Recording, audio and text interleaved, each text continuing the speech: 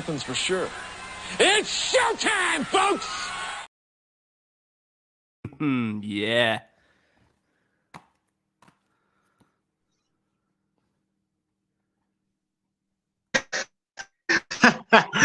Welcome, everybody. Sorry, listen, I was getting a little off the game right now. Welcome, everybody, to episode 54 of Time Gorehounds on March 25th, 2023. Going to watch Shocker by the late, great Wes Craven, starring a very successful movie director, Peter Berg. And ladies and gentlemen, it is a 3:00 p.m. in America Central Time. Ladies and gentlemen, we are live. Once again, welcome everybody to episode 54 of Primetime Gorehounds. I am Primetime James Thomas here with Mr. Gorehounds and Paul Burt. Tonight, like I said, we're watching the 1989 slasher film Shocker. And before we get started, Paul, how are you doing on this lovely spring Friday night? Man, I've had a long day, but it's been a good day because, we managed to get our creative body performances stuff out of the way. I managed to snag my copy of the remake of Resident Evil 4, which I fully intend on streaming tomorrow. And I was going to go... Remember I said I was going to be streaming Dead Island 2? I was actually going to take the day off from college to play it on the 21st. Well, somehow, I don't know how, but the college people decided to set my presentation seminar for the same day I was going to go stay home and play Dead Island 2. So I got to go ahead and do college work for that before I play that video game. And I was just like thinking... bastards, but whatever. It is what it is, but it's got to be done. But yeah, all in all, it's been a pretty good week so far, so it's been fun. Hey man, they always know. Teachers always knows. Well, for me, like I said, it's a pretty big weekend, for me. Of course, got tonight's show. Gonna watch John Wick 4 tonight. Ooh, yeah. In fact, immediately after this, I'm going to be watching all 3 John Wick films to prepare myself mentally for John Wick 4. I already got my suit. If I ever do plan on going, if I want to go watch it in a suit, I think I might actually do that for this movie. I got to be classy, formal. I will do it. Don't test me. But I'll just go as I am. I don't care. But I'm definitely looking forward to it. And tonight I will do a quick review on my thoughts initially walking out the movie theater, which I'm really, really looking forward to. Hopefully March ends on a good note. And but be on the lookout for that. But tonight, episode 54, we're watching the movie Shocker. Now, Paul, for those who may not be familiar with Shocker, why don't you go ahead and give the rundown of what this movie is about? All right, this is how it goes, folks. This is a Wes Craven movie. It's a 1989 black comedy slasher, which tells a story of this college kid who has a psychic connection with a serial killer called Horace Pinker, who's played by none other than Mitch Pileggi. For anyone who doesn't know who that is, that's the guy who played Skinner in the X-Files TV series and also Darby in the TV series called Sons of Anarchy. Well, eventually they catch him, they kill him, execution, but he's even more pissed off more than ever because, let's just say, he's found a way to keep on killing even after death. And it's down to the college kid to go ahead and try and stop him. Good luck with that, especially when he's made out of pure electricity. But this movie, I remember watching it years ago when I was a kid. Again, I used to sneak down to my parents' living room and sneak into their movie nights. So I must have been about maybe 5 years old when this came out at the time. And what I loved about this movie was I liked how fast-paced the film was. I loved the fucking craziness of Mitch Pileggi playing as Horace Pinker this from what I heard on an interview that he did, he said that Wes Craven let him do whatever he wanted as the character, and this is the result you got here. And another thing I loved about this movie is also the fucking banging soundtrack. I mean, like, this movie is one of those perfect examples of horror and heavy metal music going hand in hand. and it works pretty well. The only other films I know that could work pretty well with that would be this old 86 horror movie called Trick or Treat, which is another old golden oldie, which most people probably haven't even heard about. I even heard also they were going to try and make a franchise out of this one, but apparently it didn't do very well at the box office. And, critics being critics at the time, but this movie has earned a cult following. There has even been talks of a remake of this happening. And even the guy who played Horace Pinker, Mitch Pileggi, is hoping that they do that too, because he reckons this movie could benefit from it. Because let's face it, in terms of the effects and how this movie presents the way this character is, it was kind of ahead of its time at the time. And I'll tell you what, if they do plan on doing a remake of this and they're looking for actors to play the villain, I'll do it. I'll shave my head off and do it because when I'm doing college courses, I've always been casted as playing villains. They always say I'm pretty good at playing villains. So I reckon I could play him pretty good if they ever did do a remake of it. But until then, we got this guy doing the original instead. Still a solid movie. How about you, James? Well, for me, I remember watching this movie, shocker, a long time ago when I was completely bored. I believe it was on HBO at one time, and then I really thought it was a fun film. I thought the first 40 minutes of this film was very intense, intense. Really, Mitch Pileggi does a really good job making you hate this guy, and I thought Peter Berg, who later will go on to direct all the patriotic Mark Wahlberg movies that you see nowadays. Films like Lone Survivor, Patriots Day, Deepwater Horizon, that 44-mile film he did. Yeah, very, very accomplished actor. I remember Peter Berg from a very underrated Samuel Jackson film, Great White Hype, with him, Peter Berg, Damon Wayans, a young Jamie Foxx, Jeff Goldblum. Really underrated, funny boxing film. If you haven't checked that out, really underrated film. I mostly remember him from that. But I totally forgot Peter Berg. Probably the only time he actually is the lead in a film. And I remember really liking his character. Easy to root for. You feel bad for the guy, especially about the emotional torture that the killer puts him through in this film. And I believe with Wes Craven, the reason why Wes Craven wanted to do this film was because around this time, Wes Craven was very bitter towards New Line Cinema and the Nightmare on Elm Street franchise, because at this point, they're 5 movies in, and he never really got his compensated for his work for Nightmare on Elm Street films. Never got the money for it. And plus, he was fucked off with the direction it was going in at the time.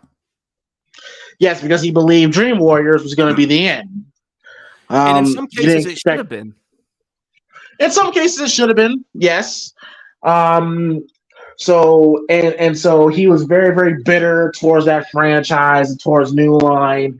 And then this movie, I forgot what the movie studio that did this was, but they basically gave Wes Craven, free reign to do whatever he wanted. And he wanted to, in his own words, folks, you can look it up, he wanted to out Freddy. He wanted to create his own new franchise, which is the Shocker franchise.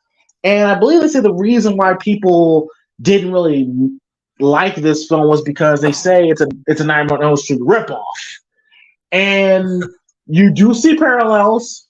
Yeah, it's true. I mean, the opening scene alone. Oh, yeah, definitely. I mean, look at the opening scene. It's him getting kitted up, isn't it? Exactly. But for me, I always thought this movie gets a bad rap. I always thought this movie was fun. And especially toward the end. Does it get a little wild and wacky? Yes, it does. Now, do I think the more the film should have been like how it was in the very beginning? Absolutely. But all in all, I still enjoy this film, and I'm glad that Paul picked this out, and I'm very much looking forward to watching this movie again. I haven't seen this movie in 15 years. So it's been a minute since I saw this. Like I said, I only picked it up on Blu-ray just recently. Lucky find, and I just thought, fuck it, why not? I had to get this. Yeah, so I'm excited. I'm excited. So I am watching this on YouTube, and about 2 seconds in, we're about to see the old school Universal logo, which I missed that logo. Yeah, same here. But I'm 4 seconds in. Where are you at, Paul? Well, it's technically 22 seconds, but I'm at the start of the Universal logo because I have to wait for the Studio Canal bit to go by because it's Blu-ray after All right, go to 4 seconds. I'm technically, but I'm at the Universal logo, so it's there. But you're a whole 20 seconds ahead of it. That ain't fair. Well, I'll go 22 seconds. No, I had to sync up to get to the Universal logo. That's weird how they do like Blu-ray releases over here, like because even though it was made by Universal, the UK distributing is by Studio Canal, so they had to go through I had to go through the Studio Canal intro first, and then it'll go right to the Universal logo. That's how they did it. Weird. Okay, that's weird. That's weird. Okay, all right, fine. All right, start where. All right, well, you see the Universal logo starting to pop up. Okay, start from there, folks. Yeah, I'm synced up there, man. All right, cool. All right, and then we go 3, 2. You of course sync it up with us. Watch it with us in real time while we give our reactions and analysis on this film. And yeah, so we go 3, 2, 1, play. When we say play, you press play. Again, 3, 2, 1, play. When we say play, you press play. And if you don't press play, you're going to lose your fingers, and it's finger licking good. Oh, God. All right. I'm ready. Let's go. 3, Let's do it. 2, 1, play. And we're in. Cue the music.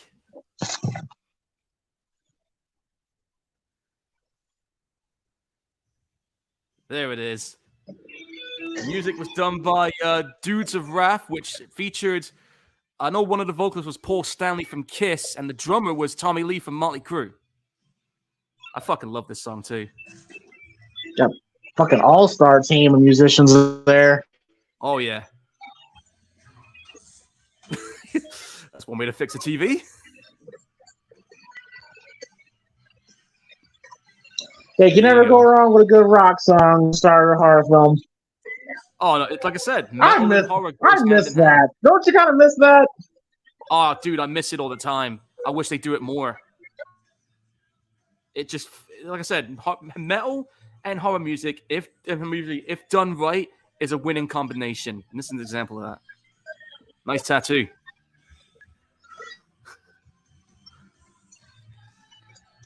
Forest Painter. Yeah. Who knows what could have been if it became a franchise, huh? Sugar! Like the news. He's so angry. Probably the angriest motherfucker on the planet right now. Oh, and I don't know if you knew this, right? But if you look at the bit on the TV screen where you see that dead body being stretchered out, that's actually Heather Langenkamp. Because they said she has a cameo in this film. I remember looking. I'm like, I can't see her. She's the corpse that you're looking at right now. Oh, that's her. Okay. Yeah. Oh, and by the way, Horace, Rambo wants his knife back. But this is 1989, and this is when me and Paul talk about all the time when the slasher genre was starting to die out. The late 80s was in a transition stage for sure. And of course in the 90s when 90s, like they weren't fucking with slasher films at all anymore. No, they were done with it. And then they started, we started getting like these more, you look at movies like Silence of the Lambs, which they wouldn't even acknowledge it was a horror. They classed it as a thriller, hence why it got an Oscar now. And I'm thinking to myself, okay, you got a guy that's wearing a dead person's skin as clothes. If that's not a horror movie, I don't know what is. It's a horror film. Like, don't bullshit me. Yeah, let's call a spade on this one. Ooh, nice tackle. Oh man, yeah, we've all been there, man. You got a pretty girl check you out in practice, and you try to stunt. It happens. Yeah. Yeah, you try to cop the feel with a look, and the next thing you know, you're getting your ass tackled out of nowhere. All of a sudden, I did that a couple times, man. I was playing basketball, and a girl that was checking me out, and I thought I turned to fucking Michael Jordan all of a sudden, bro. It does something to you. There was this one time when we were playing rounders at school, and I had my eye on this girl that was there because she was really nice. And the next thing you know, I get the rounders ball hitting me right in the ear. Yep, you gotta keep hitting the game. Yeah, well, I wasn't for that 1 second, and I remember just having it ringing for like 5 minutes. I was just like, man, that really fucking hurts. But it happens. But yeah, so we got Peter Berg here as Johnny. You know, one of the rare occasions where a male is the lead in a horror film. And the final guy. Very rare. This is true. I mean, it's just, man, 80s was a different time. I'm going to say it. I keep saying it every time, but it's the truth. Oh! That's concussion. That's a concussion. Yeah, that's going to knock you for six. That's concussion city right there. Yeah, he's out. He is out. But I think that knock on the head is what sets up for what's coming next. It does. They have to do it somehow. But yeah, but can you kind of see, you know, like I said, with Wes Craven, like how you feel about Wes Craven's, you know, point when it comes to Nightmare franchise, because he was pretty much bitter towards it up until New Nightmare. Well, I can understand why he was pissed off about it because, I mean, the first 3 movies were fucking brilliant and they were in the essence of what he was trying to portray, and then you had Part 4 onwards going in the whole MCU. I don't know about Part 2. I don't think he had any involvement in Part 2. 3 for sure, but not Part 2. Was he involved in Part 2? Hang on, let me check. I don't think he had any involvement. I'll check anyway. Hang on.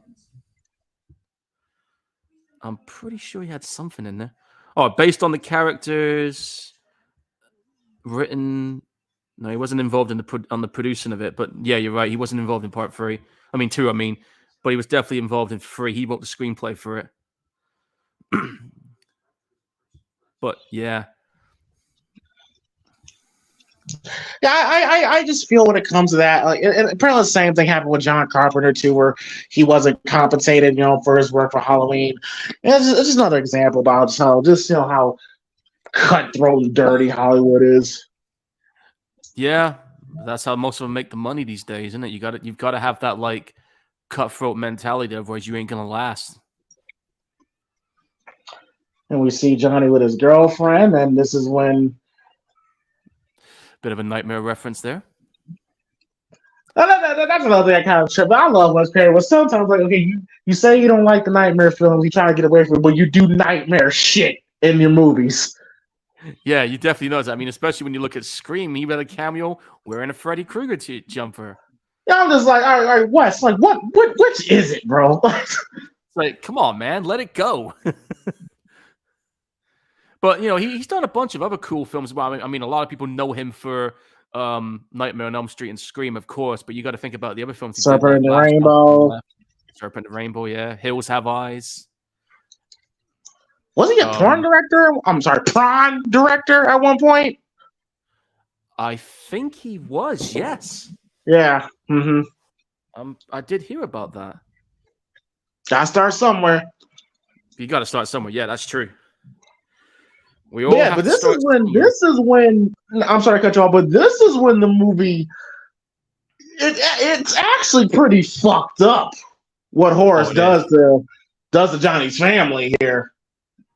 Yeah, I mean it is crazy the shit that he does. And the way he's just so fucking unhinged. But like I said, Wes let him do what he wanted, and this is what we got. Oh, that's right. I forgot he does have like a limp, which is actually a nice, nice touch. Yeah, and we find out later on how he got it.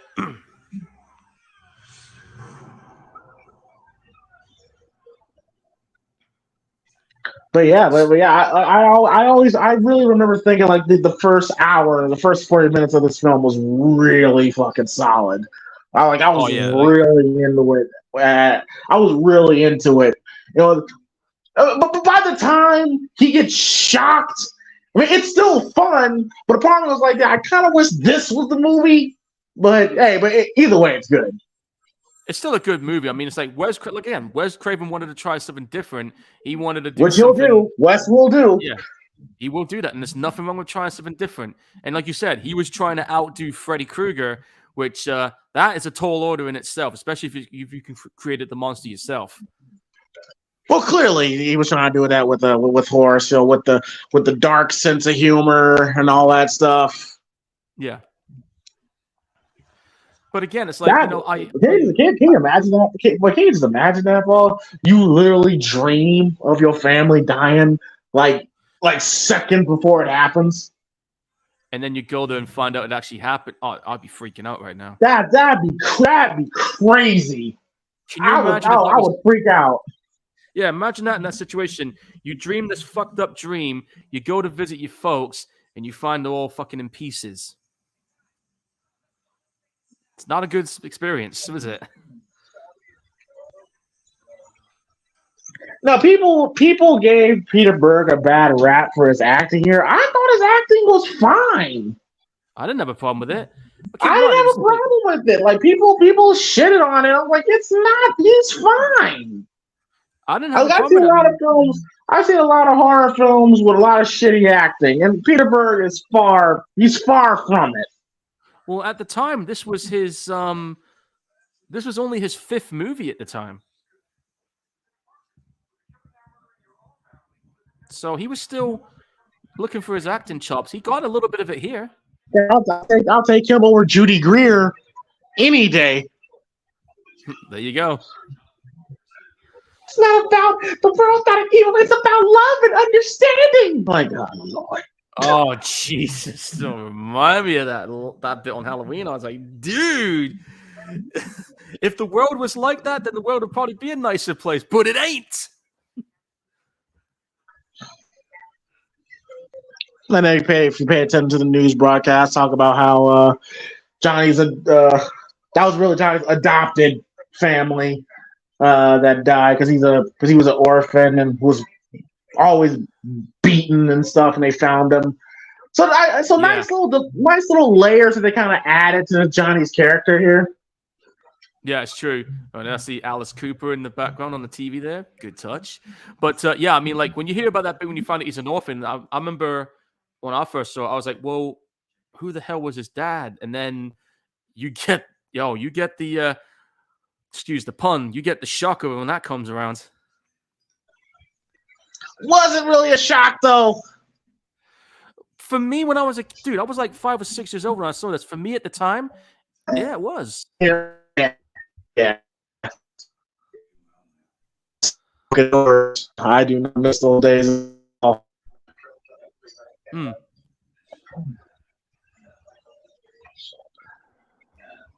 Yeah, I remember as a kid, people be smoking in restaurants and all that stuff. I'm like, I'm eating here, people.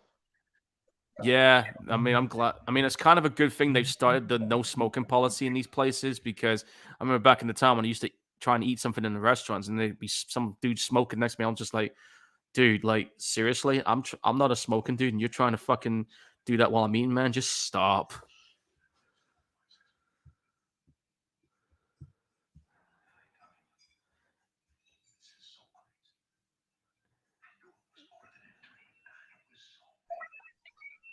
We see Johnny telling his stepfather, his foster father, I'm sorry, that he dreamed of the deaths before it happened, and that's just. I guess their connection is because they're father and son. I guess. I mean, they don't really go too in depth with it, but you can just kind of draw your own conclusion of that. Yeah, they're letting you they'll let your imagination run wild on how far that relationship goes, which I think which is better than just having it all laid out on the table for you.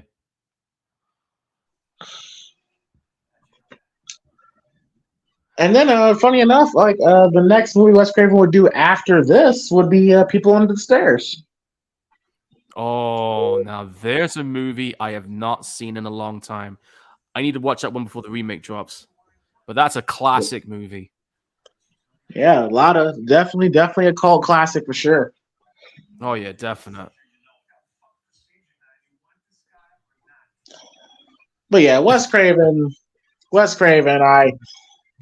he's definitely a director I miss, man. Definitely a director I miss. So I mean, He was one. He was one in a these million, Scream, dude. I mean, these Scream movies have been cool, but it still misses Wes. You know what I'm saying? It still misses that Yeah. Wes touch. Yeah, definitely. I mean, he had his own signature trademark for any film that he made, and they always made you think about it. You know. I mean, the first, like I said, the first movie I ever saw Wes Craven do when I was young, before I got into the Nightmare on Elm Street stuff, it was Hills Have Eyes. Not knowing he directed it at the time, but I think that was one of his more savage-like movies. And don't forget Last House on the Left, which was his directorial debut. Yeah, that Last House on the Left is it's a pretty fucking wild film. You wouldn't think it's the same dude that made Nightmare on Elm Street or Scream. Yeah, but it was. I mean, even that 2009 remake, which he was involved in, was actually not too bad. He even had involvement in that Hills Have Eyes remake, which was really good. I'll go ahead and say it. The Last House on the Left remake was better than the original. I'm sorry, Wes, but it's the goddamn truth. I'm not going to argue that. And you know, you're going to think I'm crazy when I say this, but I think the remake of I Spit on Your Grave was better than the original. Two similar movies. So, all right, so now we're at the scene where he's leading the police to Pinker's his TV repair shop. Apparently, he's a TV repairman. Yep, and it's also his lair. I always like, I always liked how the setup looks. Pretty cool set design. Yeah, and the way the TVs are all synced up with the same thing. It's like, this is literally showing you this guy's sanity is just completely gone at this point. The way he's made this world around him.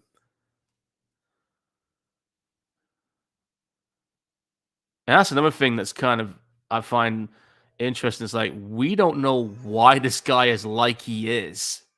We don't know why what made him fucking snap or nothing. It's just there. Don't need to know. Don't need to know. Exactly. Don't need to know. Don't need to. That's what I'm saying. If you're gonna do a reboot of it, don't give us an origin story. Try and do something different that's better than what you could put out in this one. Yeah, don't do what Nightmare on Elm Street remake did, and he could have been falsely accused, but to find out he really was a pervert. Like, come on, like, what are we doing here? Dude. They didn't need to do that, but that's what they did. You killed an innocent man. I'm like, oh, we're doing this with Freddy. Jesus Christ. Well, it is the 2010s, man. Nah, fuck the 2010s. Yep.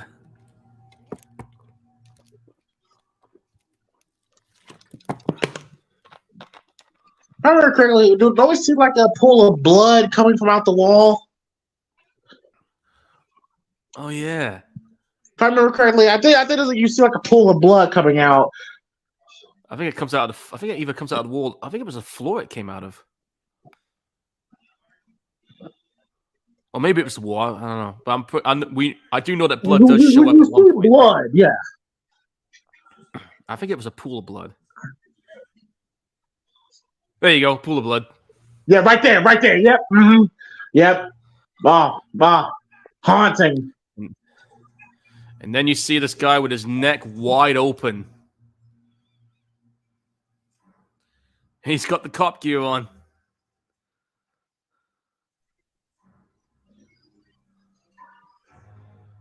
Yeah, Paul. Like I said, I just thought like the very first half of this film was really fucking good. Like I was into it. I mean, this movie is just the first 40 minutes is just insanely intense.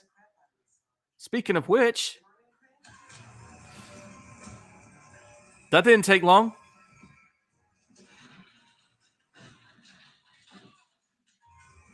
Like I said, neck wide open.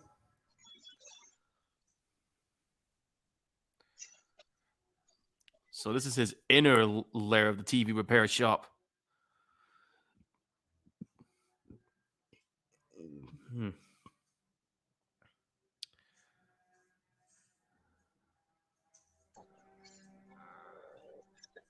It's funny how around the same year, Sean is going to produce House 3, the horror show, which is a similar to Shocker with a series which is returning after facing an electric chair. Well, I mean, there's that, and then there's the Hidden and Fallen by Denzel Washington that had that same storyline. Yeah, and I was just looking back in his lair. I was like, what the fuck did that cat do to you?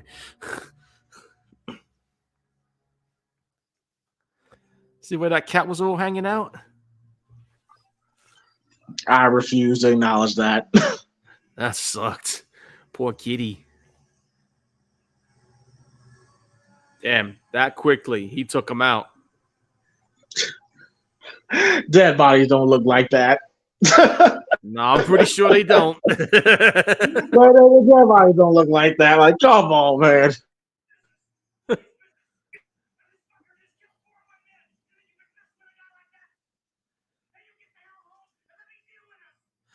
You're doing a pretty good job of dealing with it so far, aren't you, asshole?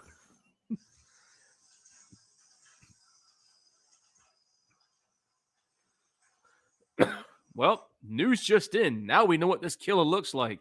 And that just pisses him off even more. Yep. Philip says one of the reasons Freddy's Dead sucked with the Dream People stuff, giving Freddy his dream powers. Wait, hang on. It's one of the reasons why Freddy's Dead sucked with the Dream People stuff, giving Freddy his dream powers. Oh, yeah, that bit when it was during the flashback scenes in part 6 where he's in that burning house and you got these like weird floating things asking him, hey, do you want these powers or not? And he's like, yeah, give it to me. Oh, the flying sperm. Gotcha. Yeah. Yeah, that bit. Yeah, that was meant to be the 3D part. That was so, God, that's so shitty. That was so shitty. It was dog shit, yeah. Even Freddy's burn make. I'm sorry, but even Freddy's burn makeup effects was crap in that one. It was like Freddy's Dead is not a good film, but the reason why I like Freddy's Dead is because Robert Englund's having fun. And if Robert Englund's having fun, damn it, I'm gonna have fun. Okay. Hey, no arguments from me. Even though Freddy's Dead is peak comedy Freddy, he's nowhere near what Freddy was in part 1 when he's the creepy, stalking, sinister. He's full of nice here from your Carlos. And it's like, oh, God, I'm like, oh God, this is so not the same person. But fuck it, Robert Englund's enjoying it, so I'll enjoy it too. Yeah. I think also I gotta say Freddy was pretty fucking nasty in part 2 as well with some of the stuff he did. Oh, part 2 is I will stand by it. Part 2 is probably the most darkest and scariest looking Freddy of all time. Yeah, like with the red contacts and how he looked, bro. That was the scariest design of Freddy I've ever seen. Yeah, and the way he took those people out in that party, say, hey. We can talk. Oh, that was dumb. That was dumb. Yeah. Hope you're so fucker. Yeah, that was dumb. Freddy's not Jason. That's not his forte. Well, they were trying to do something to kind of capitalize on this. I get it. But I'm just like, that's not what Freddy. Realistically, in the dream world, Freddy is like what 5'10"? They could tackle him to the fucking ground. Okay. Pretty much. Like you got gloves with knives. He can't slice all of us. Let's all rush him. Yeah, I agree with that one, Phil. Thank God they gave us New Nightmare. Bringing Freddy back to his dark roots. Yeah, totally agree with that. That one was pretty solid. Yeah, it took him about 10 years. Pretty much. Well, it was a 10th anniversary at the time, so it made sense for them to do it. And we're about to see Horace kill Johnny's girlfriend, and it sucks because you actually do you feel terrible because you can genuinely say that you can genuinely see that they genuinely love each other. Yeah, it was a straight up chemistry there. And even though you don't see the kill initially, the way Horace Pinker fucking lays into her, it was violent, like nasty, intent. Yeah, yeah. Yeah. The girlfriend was likable. You tell they have a good relationship. They haven't even, but they established they haven't even slept together yet. Like the movie established they haven't even slept together yet. But he's dead set on. I'm spending the rest of my life with this woman, and to see Horace to do what he's about to do was heartbreaking. Heartbreaking. Yeah, like right out of nowhere, this happens.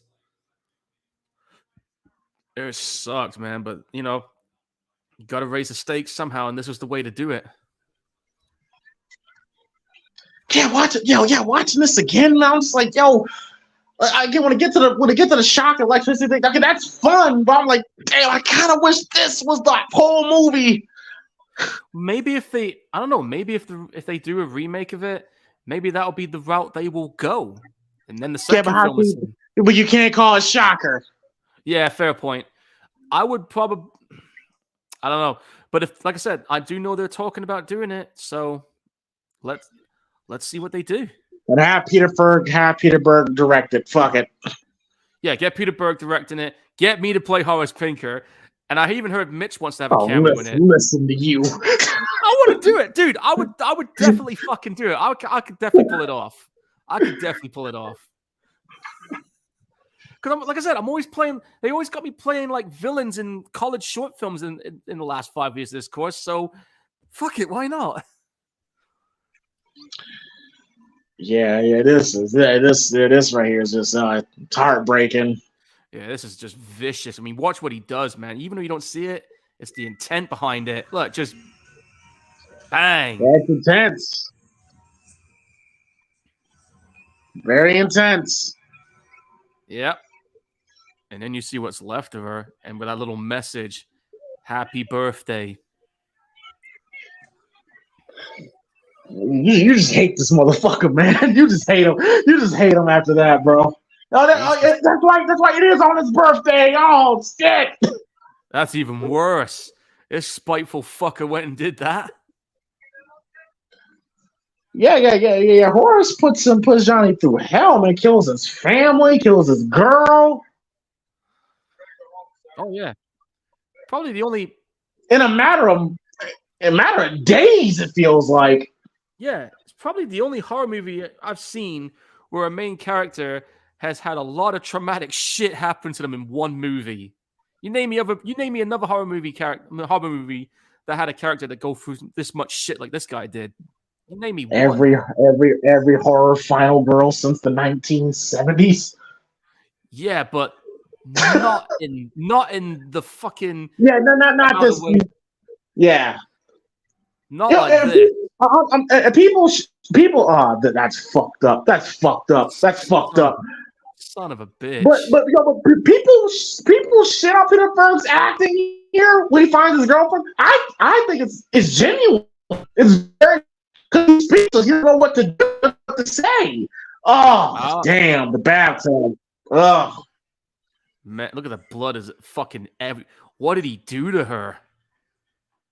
You can only imagine what he did to her with all that blood being the way it is.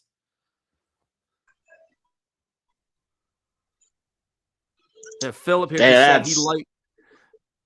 Philip here is saying he loves the Part 2 version of Freddy, the look, the voice, the intense, aggressive performance by Robert Englund. He even got a soft spot for him in the film, I guess. Well, yeah.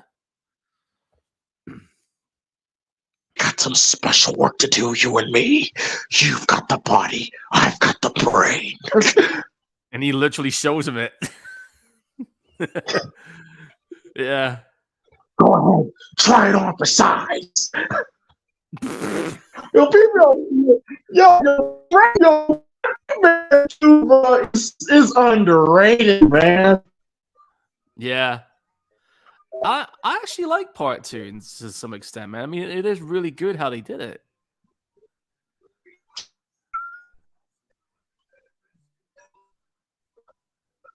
Damn, dude. Both a young right there.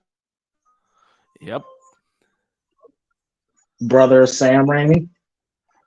Yep, that is true. And what a fucking legacy Sam Raimi's left behind and still doing.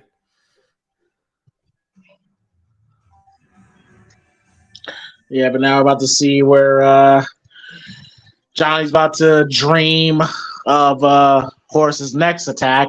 Now, look, again, this is where people have that complaint of just like it's basically Nightmare on Elm Street. Just like watch me while I sleep, and then I see the parallels. It's all over this film for sure. In a strange sense, you're gonna think I'm crazy for this, but in a strange sense, it feels like a non-canon to the franchise of that. Yeah, I do think you sound crazy on this one because here's the thing. Even in this scene right here with the blue lighting, it feels like a nightmare film. Yeah, they're trying to make it look like it's nighttime, but it's still daylight, dude.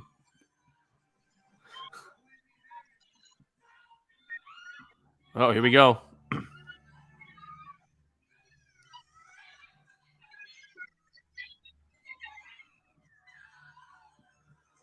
Dude, Pinker, you're an asshole.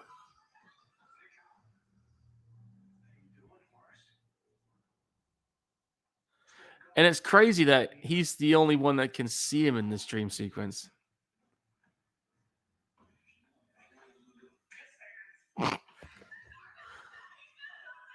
Oh, shit.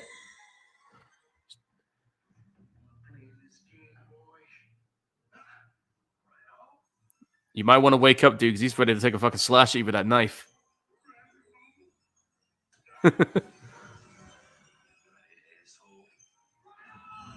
And here he goes.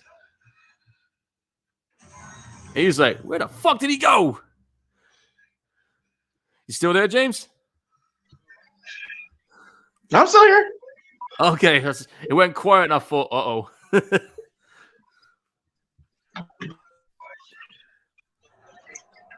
I'll track him down. Yep, he knows where he's at. Now he's got to try and get there before it's too late.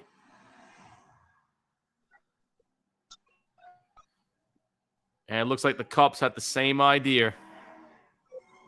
And that's what we did. Yeah, like you said, this movie doesn't waste any time. We get straight to it.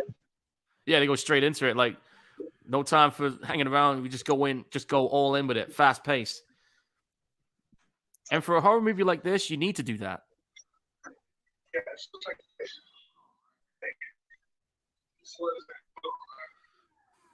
Oh, they're like, nah, you're not going in.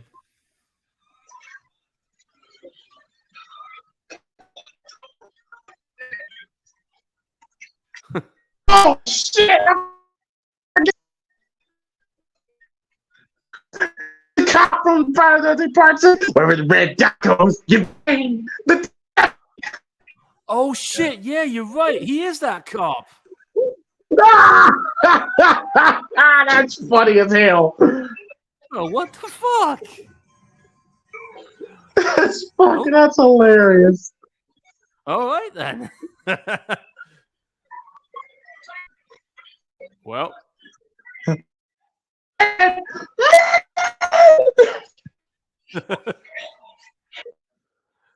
Dude, is it me? Did you notice that knife bending? Looks fake as shit. It is. It looks like a toy. It is a fucking toy. That's why it's bending. Wes. I expect better from you, Wes. Yeah, come on, man.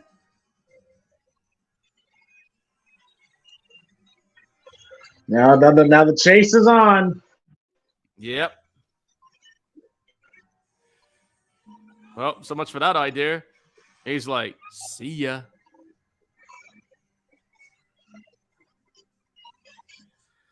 I'm amazed he's still able to get away despite the fact that one of his legs ain't fucking working properly.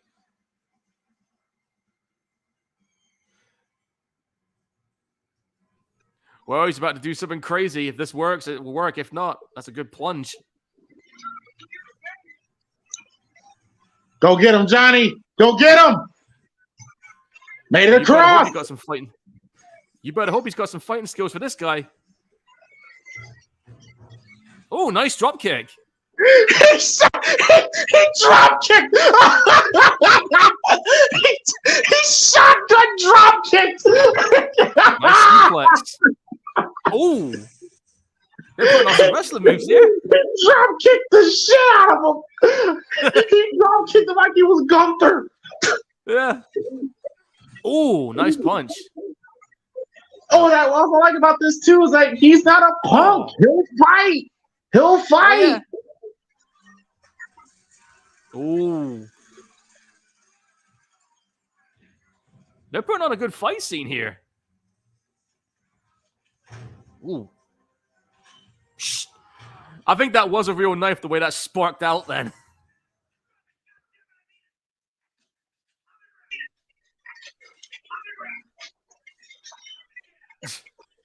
I always like this exchange between the two. I'll see you dead, motherfucker! Oh, you're breaking my fucking heart! That's his response back, if you remember.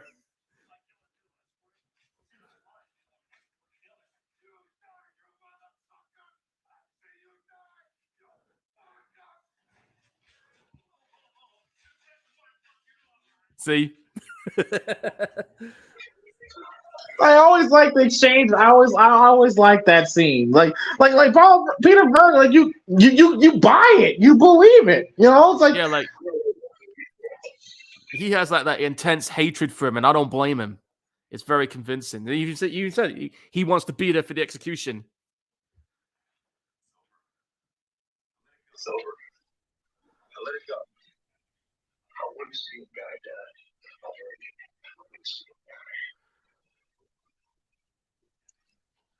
Well, there you go. there you go. Yeah, but so that is that simple.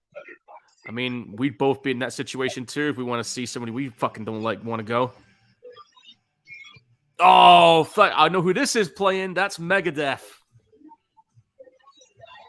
Legendary bands. It's funny too because people say, you know, out of the big four in the thrash metal bands, you always had like Megadeth or Metallica. I would say Megadeth at the moment is the better band of the two because they've never, even though they've had like maybe one or two misfire albums, but they've always maintained what their style was, especially with their recent albums. It's just been fucking amazing. And I don't know if you knew this, James, but the singer in Megadeth used to be the guitarist in Metallica. And the reason why Megadeth came to be was because he got kicked out of the band because he had a drinking problem and everything. And the reason he made Megadeth was to get payback on Metallica. That was it. But they both carved like legendary careers in both bands. Yeah, I'm not too familiar with the music, but I know of them, and I know like they've made a lasting impression in rock music in the '80s for sure. I mean, their recent albums too have been really good. I mean, check out. Well, I can name you a few albums. Check out "Killing Is My Business" and "Business Is Good." "Peace Sells, but Who's Buying?" "Rust in Peace." "Countdown to Extinction." "United Abominations." "Endgame." "Dystopia," and their most recent one, "The Sick, the Dying, and the Dead." That's just some of the albums. They got about 16 albums in total, but that's the albums I would recommend you check out. The ones I've just listed to you. That's the ones from Megadeth. Oh, boy. Right, first of all, how the fuck did he get black candles smuggled into the prison cell? And those books? You ever wondered that? Yeah, I always thought that. There's no fucking way you give him all that stuff. You got it, baby. Got it, baby. Some Mick Jagger's lips. Well, I guess the devil had Mick Jagger's lips. I guess. That feels like straight out of a MTV music video. I think that was the impression they were trying to get with this scene. It was a reference to it. Oh, late '80s was just music, MTV music video smorgasbord. Yeah, and back then MTV was actually putting on some decent music. No, I'm saying not decent music now for people who enjoy that music, but back then they cater to the kind of music I liked as well. This sucks. This sucks. I always hated this scene. Yeah, can you imagine if this was you getting your fucking lips bitten off? Oh man, I'm killing somebody. And good luck speaking for a while too. Oh. Oh.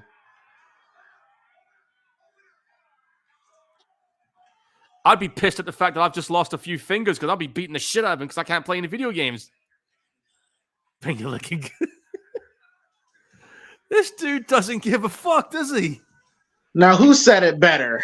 Him or Bill Paxton on Near Dark?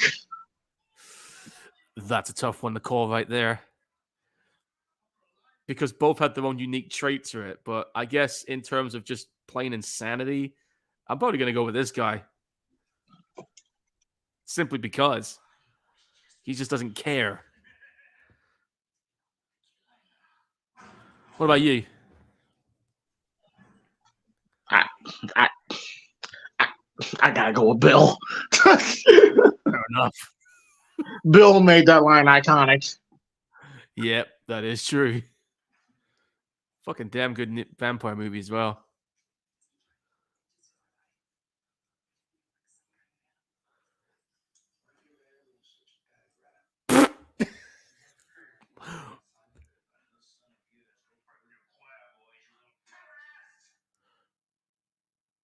Well, there you go.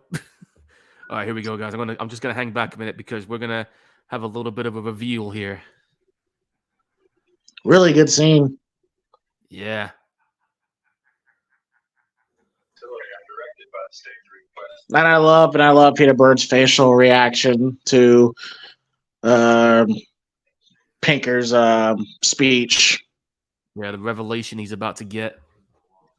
It's one hell of a revelation. Yeah, imagine that. Your dad's a fucking murderer.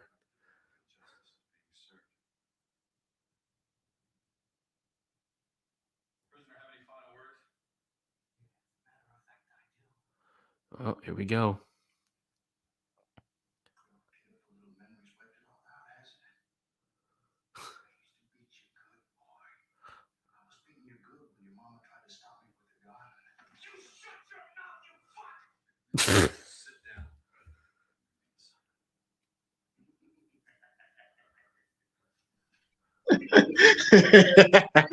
I was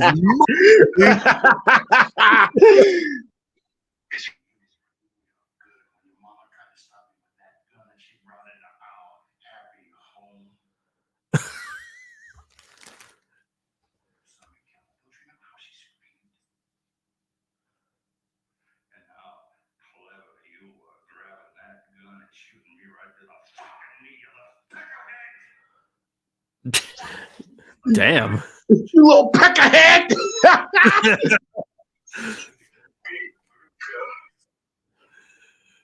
Damn. That, man, if I found that out, bro, oh my god, I'm like, my dad, you my father? I'll be flipping the switch myself. I would be too much in shock. Yeah, but this dude is completely repentless. I'd be so sick. Oh, I bet. Hit the switch.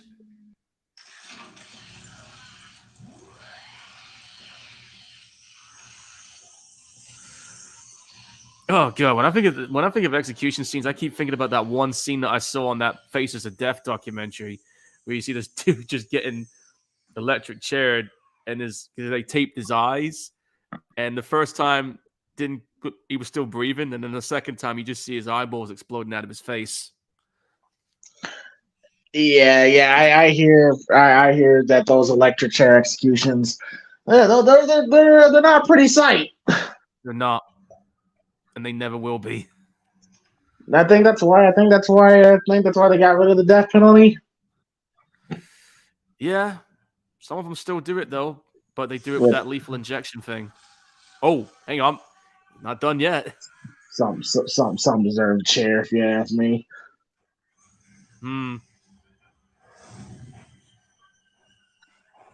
Up, and here we go. Well, This is where the fun starts. Like I said, this is where we get into a whole other film. But like I said, that first 40 minutes was just I thought was really fucking solid. yeah, very intense 40 minutes. And now this is where the real insanity begins.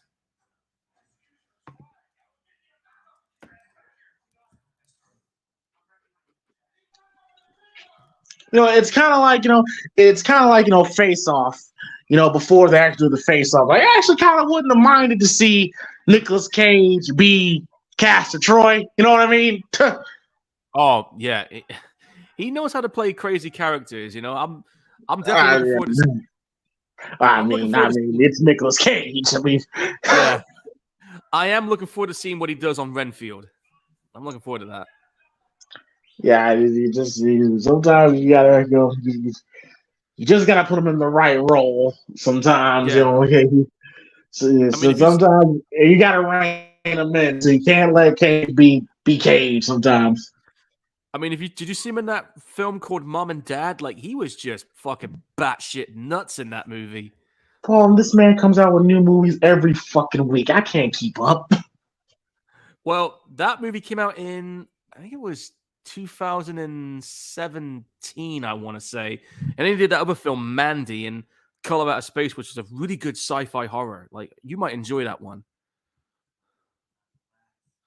Because it's actually directed by the guy who did Dust Devil and Hardware. Well, Horace has vanished. How many people can say they walked away from... Oh, there he is. Never mind. It's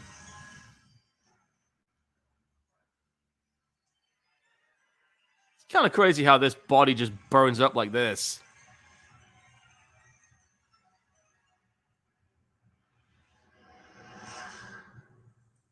And there he goes. Well, his hand's still there.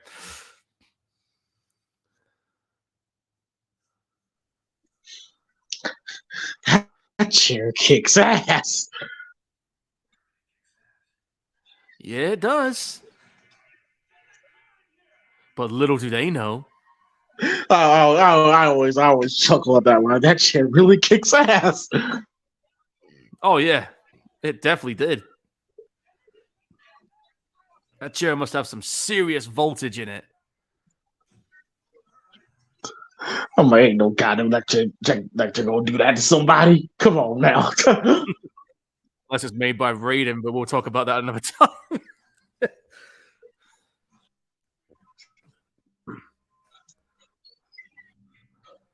That's when we get the side plot where he now transfers his other people through electricity. Yep. On he basically turned into a fucking Spider-Man supervillain. Wait, isn't there a supervillain like that in Spider-Man? I think there is. That through electricity? Yeah, I think Electro. So.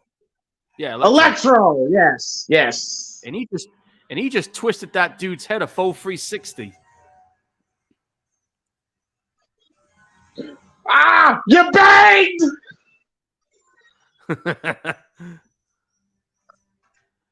Well, sorry, kid, it ain't over yet. Oh, geez, I just realized something. That's the same highway that was used in Terminator 3, where the TX is testing out a flamethrower. Oh, shit, that is! Yeah, I just realized it. That is the same.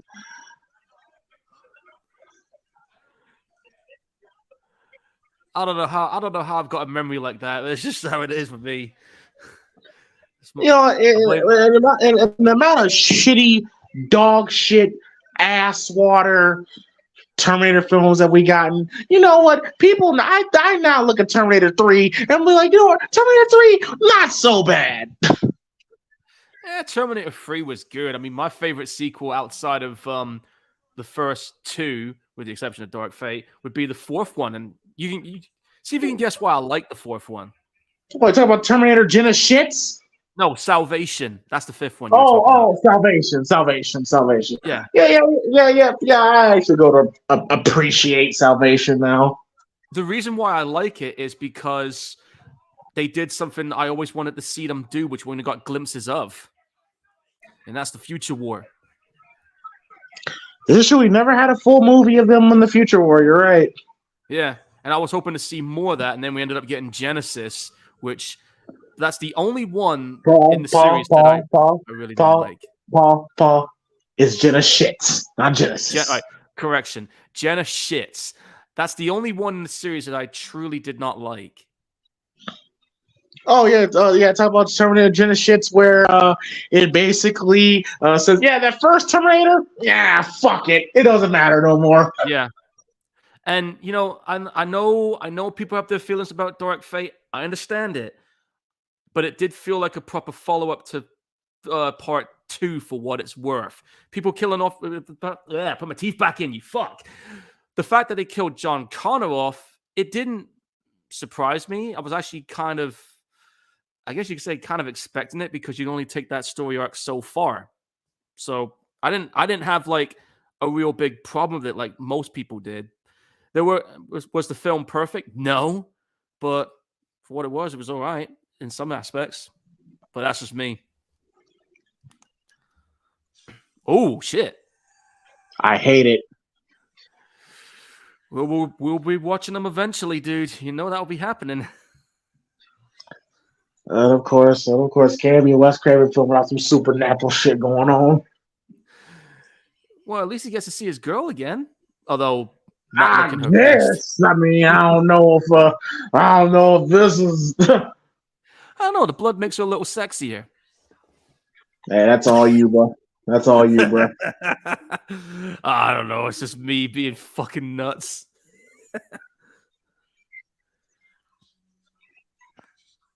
And that's another criticism people had too. People said this movie's too sentimental. Oh, it's the power of love that gets them. And it's like, Well, come on now. Isn't that kind of true though? Sometimes.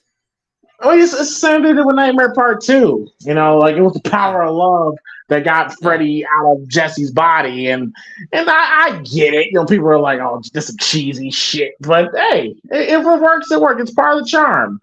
Exactly. And I'll tell you what, I know that's a waterbed. After watching one of those Nightmare on Elm Street films, I might not want to be near a waterbed.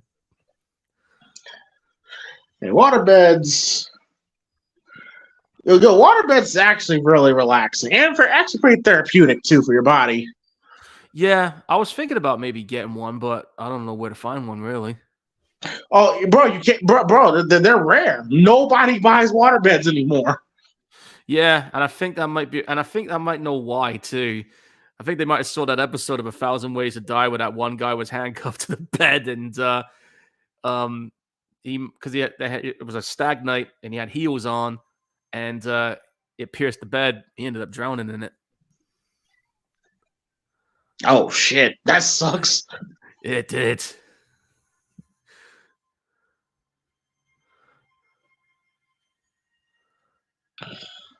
But yeah, we're about 50 minutes into Shocker, and yeah, this is a fun film. This is a fun film.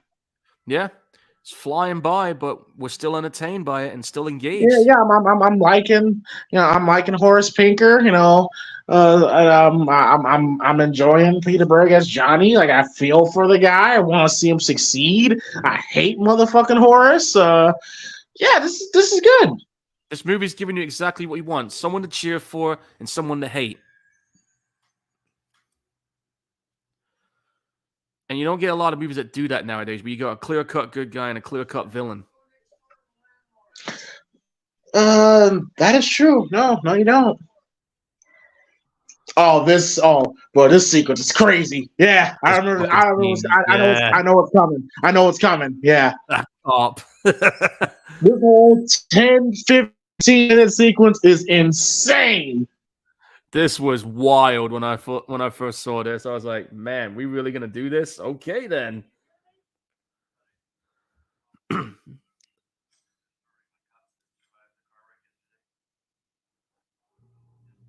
I'll tell you what, he's lucky that voice answering machine told him that, because otherwise you would have let that dude in.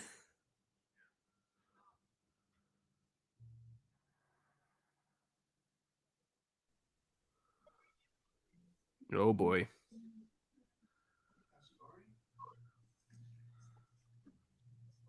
Can't believe that's a dude from Friday the 13th. I didn't even realize it was him. That is totally him. Yeah. Playing a cop, but this time a little bit villainous. Come on, go you use the laser beam, bro. Oh, notice he got the limp. Notice he has the limp. Yeah, he's got it. That's the one way you can tell if it's him or not.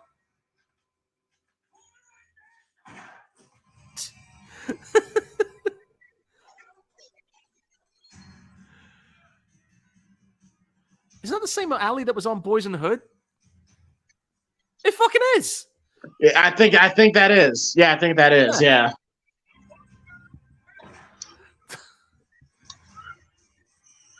I'm amazed he's still able to move with that limp. Yeah, moving fairly well. Yeah.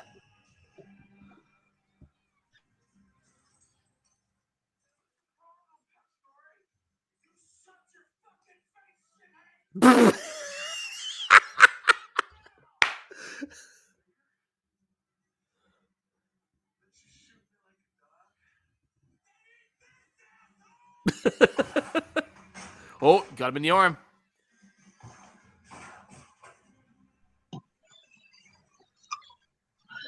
Yeah, that's right. Yeah, a shootout in public. Hey, you don't care. Just always picking we're talking about here. Yo, this looks like the part they're running in looks fairly familiar too. I think it was on. Oh fuck! What? I feel like I've seen this park before.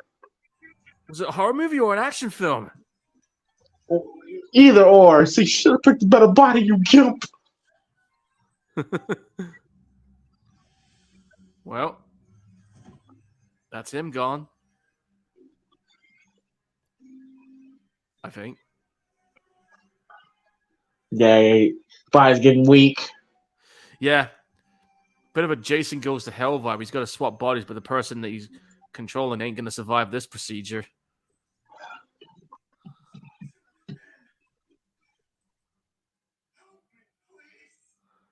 You think I'm falling for that?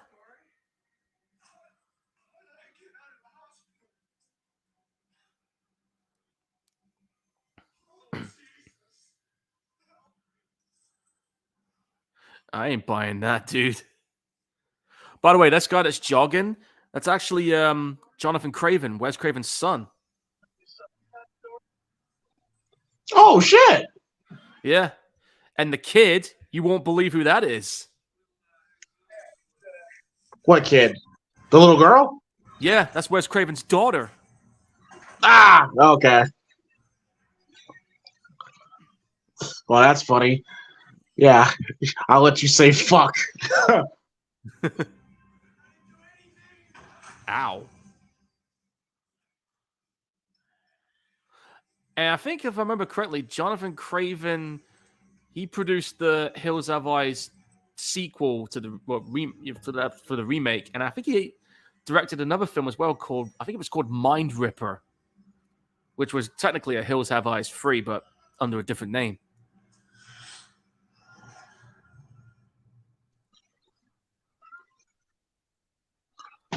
Man, there was a dirty ass joke that I was gonna do, but I left it alone. I left it alone, bro. I left it alone. Imagine what it was. Police and jogger down the street. No, I'm not gonna go there.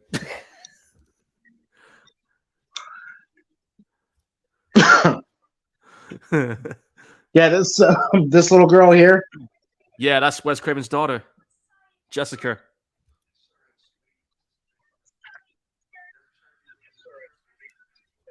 Nah, that's cool. Yeah, I was wondering why they was panning to her. So they're actually focusing on her. Like, oh, that makes sense now. Yeah. And I think it's fucking hilarious when she's in Horace Pinker mode. Like, she just fucking goes for it, man.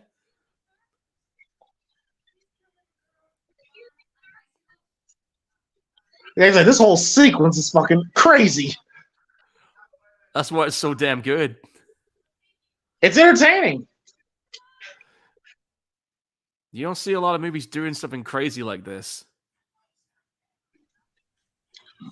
Oh, you do. They just don't get them. They just don't get the mainstream praise. True. Oh, here we go.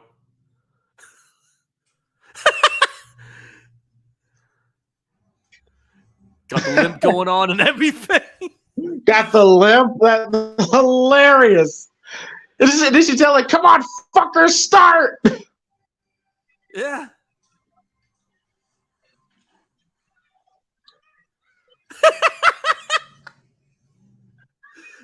That's great. That is great. That's great. Right there, man. That is great. Oh, that was good. That is hilarious. The dogs are sitting in the back. Doesn't she run him over? Oh, she tries to, yeah.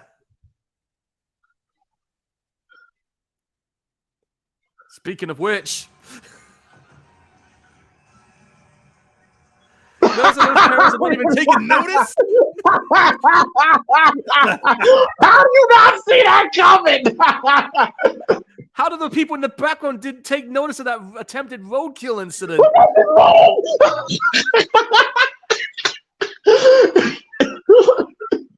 He's assaulted a little child in a park. Damn. Oh, God, and the mom thinking he's a creep. Oh, shit. Yeah, she thinks he's a creepo. It's not the case at all, though. Good, but thank God there ain't no cellular phones out, huh? Yeah, right. Be on World Star before you know it. Oh! Woo! Right in the balls. That's gonna hurt. No! God and then you, damn. And then you see this.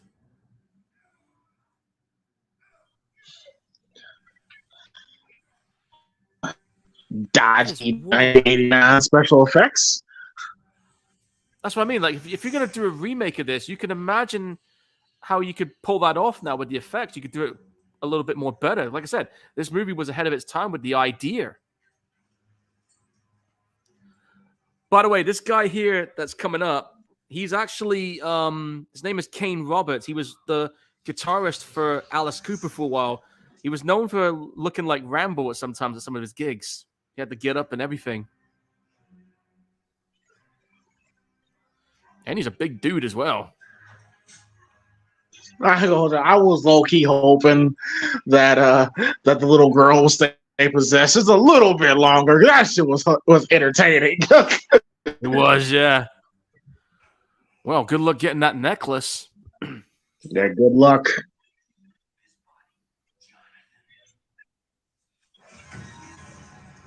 Nice kick. But yeah, he's a pretty good guitarist when he was in Alice Cooper, man.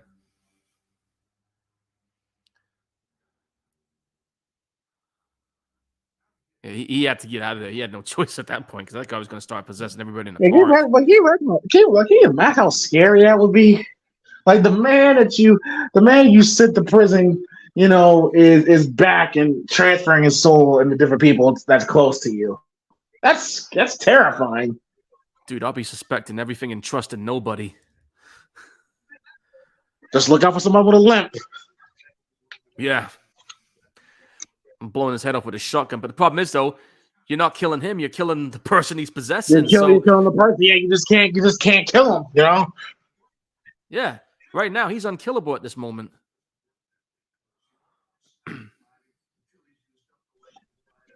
And I remember, I like the fact that his coach is willing to help out, and his teammates willing to help out. Yeah. Likeable people. Yeah, exactly. I mean, you got people you give a shit about, and they're relatable in some aspects.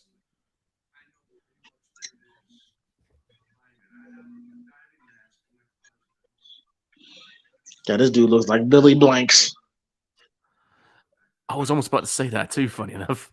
Look for the young kid, look up Billy Blanks, bro. He looks just like Rhino. All right. Well, the actor here is called Richard Brooks. I'm gonna look up Billy Blanks right now.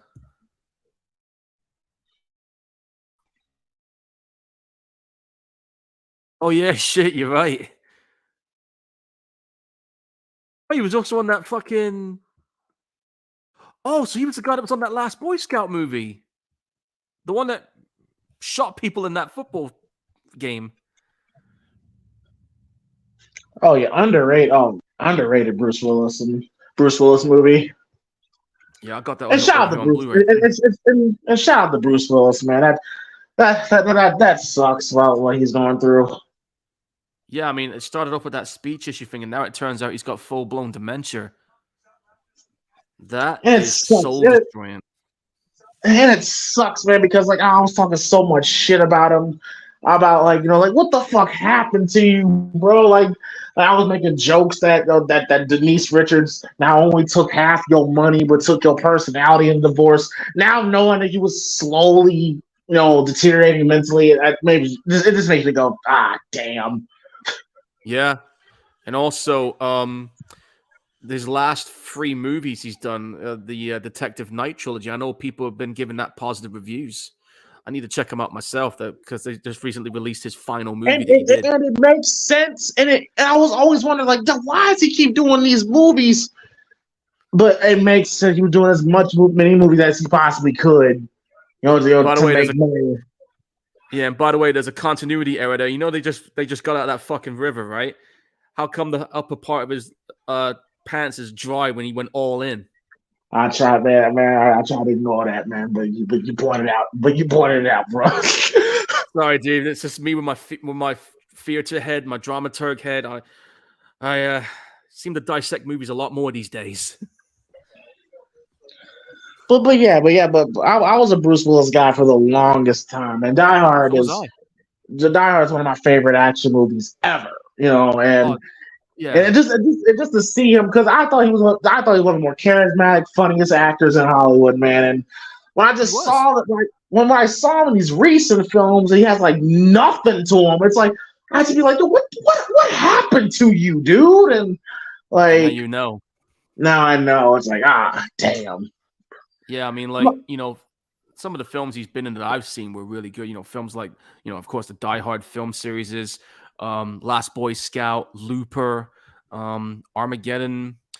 There's another film he did as well, which I really like, called Hostage. Did you ever see that one? I have not seen Hostage, but he was great in Death Becomes Her. Yeah, he was fucking amazing in that one. He was funny as hell. Yeah, Bruce Willis kid is a funny guy, because I think he actually started out as a stand-up comedian, I believe. Yeah, he was. Yeah, he was a stand-up comedian, before he got into acting, and he just became an action star. Yeah, it's like he ended up getting a part in Die Hard, not knowing that this movie was going to be the legacy that he ended up getting for it. After that first movie, his career just fucking blew up after that. And you could tell he was a low-key comedian, just with his quick wits, he would come up with. Yeah. I mean, all right, what was your favorite, besides the original, what was your favorite sequel out of the Die Hard movies? For me, Die Hard with Avengers. Yeah, for a while it was going to be that one, and then Part 4 came along and was just jaw-dropping. I like Part 4. I like Part 4. I just fucking hated Timothy Olyphant as a villain. I thought he was a shitty villain. Die Hard with Avengers, you got arguably. I mean, Hans Gruber is always going to be the greatest, but Simon Jeremy Irons was fantastic. And Samuel Jackson and Bruce Willis, they're back and forth throughout the whole film. It's just iconic. Yeah, and especially when you have that introduction when they first meet. I mean, Simon gets Bruce Willis to literally walk down Harlem with a sign that says, well, I I know, I can't know, say, I know, I know, I know, I know, I know, I know. I can't And you say couldn't it, but you couldn't do that in 2023. no, you can't, because if you try that now, you're gonna get in some deep shit. Yo, the scene when he's making fun of Simon Stunner. Oh, you want to? Well, let me tell you something, Bonehead. Why do you want Why you want to kill me? Yeah. Oh, and that villain chick that was in there, the way she hacked that damn security dude up. Yeah, she fucked him up. Yeah, like just creeped on in and just be like, yeah, fuck you. Just slice him up. And then Jeremy just comes and is like, I think he's dead, my dear. I think he's dead, my dear. Yeah. She didn't speak a word. Look, I don't trust motherfuckers that don't talk. I'll say that right now. Look, if they don't talk, leave them alone. Those are the most. Yeah. Because you never know what they're thinking. Oh. Yeah, so right now we're at Pinker now has possessed his coach's body, trying to kill him. Yeah. And now Jonathan's girlfriend, is trying to fight him. Some supernatural shit. Yeah, they added the supernatural element to this whole thing now.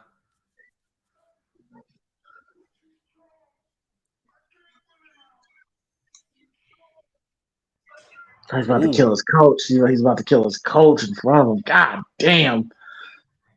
Like I said, Horace Pinker just doesn't give a fuck. He don't care.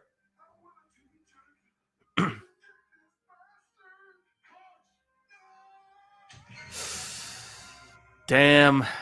Another person he cares about gone. That's it. This guy's gone through a lot in this movie.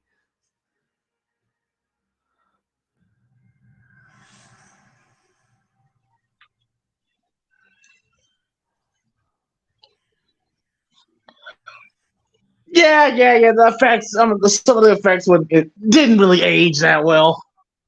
Yeah, but I guess they were trying to make it look, at the time, they were trying to make it look like he was made out of electricity, like a TV thing. Well, that too, and they had a $5 million budget. Like, well, yeah, $5 million budget, but then again, $5 million was quite a lot of money back in those days. But this movie only went on to make like $16.6 million. Ouch. Yeah.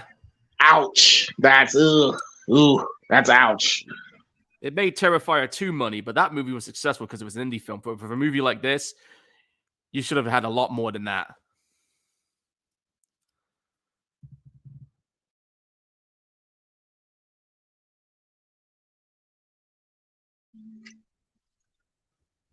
It's a shame. It's a shame this actress never really went on to do anything after this, because she's a very beautiful girl. And she was very talented. The name was it Camille Cooper? Yeah, like she's never really done anything else after this. I'm gonna check her IMDb out, see if she has done anything. Wikipedia's not telling me shit right now. Let me have a quick look. She might have done something and we didn't know it. Okay, here we go. Cammy Cooper. Well, the last... Actually, no. She's been in a video game, something called Double Switch, the 25th anniversary edition. Her last feature film, believe it or not, was Lawnmower Man 2.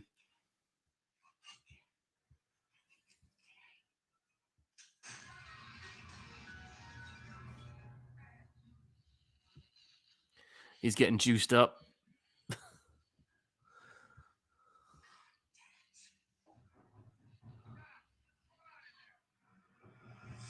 So you see, the electricity definitely feeds him, because you notice now he's not looking all distorted.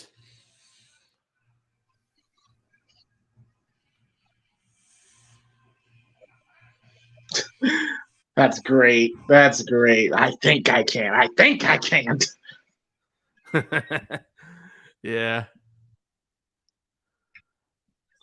It has some really interesting ideas of how he got around. You know, It's using like it's a really cool, fun idea. Absolutely. Oh, and it turns out here, originally this movie had an X rating, so they had to cut quite a bunch of stuff out of this just to get an R rating. The scenes I that could got tell. Oh, I could yeah, tell when the scene when the coach tries to stab his hand and it cuts away for a second. Yeah, you could tell. yeah. Well, one of the scenes that got cut was it says here that the spitting out the fingers and the prison guard getting his mouth bitten off was a little longer and more graphic. There was even a longer execution scene, longer scene with the possessed coach stabbing his own hand, like you pointed out. Despite fan interest, an uncut version has never been released. It does exist, but they're not going to release it yet. Or Well, ever. 1989 was that period when the MPAA was just all over these horror movies' asses and was just cutting every little thing out, bro. It's really, really annoying how they were acting in the late 80s. Dude, it was bad in the UK as well, because like when you had this bitch called Mary Whitehouse, and she had this like little witch hunt with things called the video nasties. So say like you had these like movies that was on her list in a video store. Not only will you get fucking arrested, you'll get your video stock confiscated, and you might even lose your video store rental license. And some of the films that ended up getting released in the UK were either one of two things: heavily cut or outright banned. And most of these movies that I'm seeing that's just been released recently, you know, films like Zombie Flesh Eaters, films like Evil Dead, films like Maniac, you know, all these old ones, right? The ones that were heavily cut or banned over here, they're only just being released here eventually, either on DVD or Blu-ray, like many, many years after. Can you believe this? We didn't fucking get Texas Chainsaw released in the UK officially until 99 as a cinema release. None of these films happened until after that bitch died. Yeah. Dude, listen, Jesus. I am going to send you the video nasty Wikipedia information. God damn! Yeah, I'm not even joking, bro. I am going to send you the Wikipedia information about the whole video nasty thing, and you'd be shocked when you read this. You're gonna be like, "What the fuck? You think you had it bad with censorship over here? It was worse." There you go. There's the Wikipedia info right there in your chat. And I know Philip will vouch for me on this one because he's a movie historian too, so he'll back me up on this. I did not expect her to call you. I did not expect you to call her a bitch, though. She was, trust me. She was a bitch.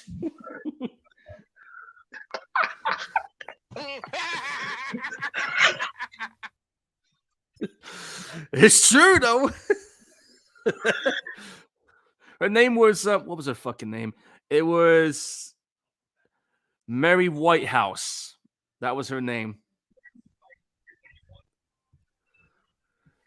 She was like the British version of the you remember that shit you had in the US in the 80s where you had I think it was Al Gore's wife kicking off about metal music at the time. Similar to that.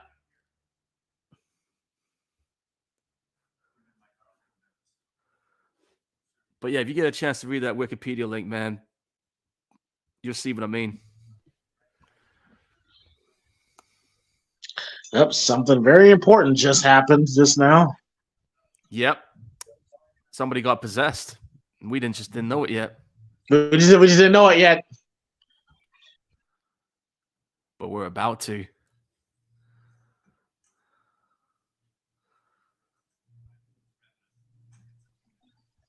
I can see him somewhat limping over it. Yeah, look, he's limping. Yeah, well, it's the limp. It gives it away. Yep. And he knows it.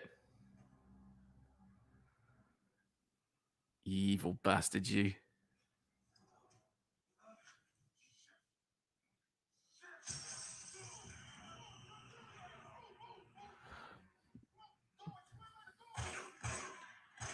He somehow knew. Rhino somehow knew. That's a great friend right there. Yeah, shout out to him. Yeah, Rhino for the MVP. Yeah, he's definitely getting the MVP prize for that.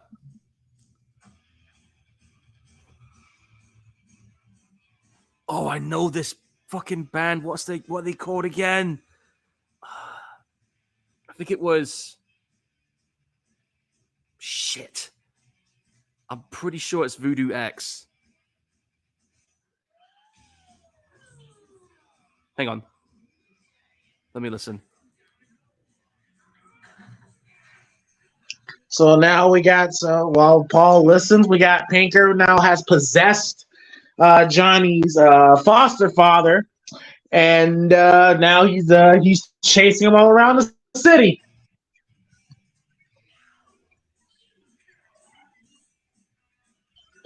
Like you said, Paul. Like you said, Paul. The fact he has a limp, he moves away. He moves around very well. He does.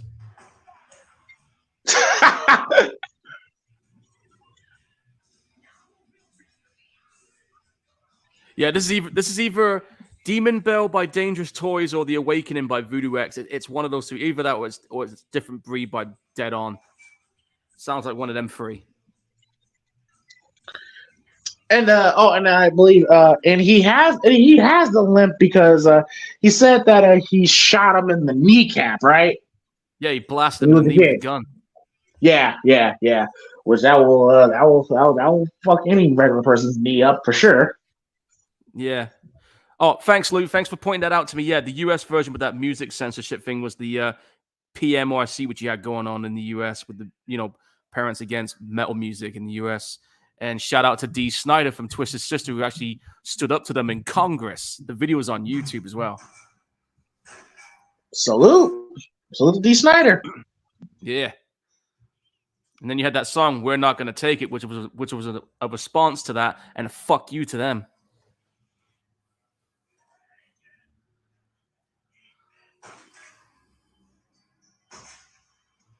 Horace Pinker, you mad son of a bitch, you.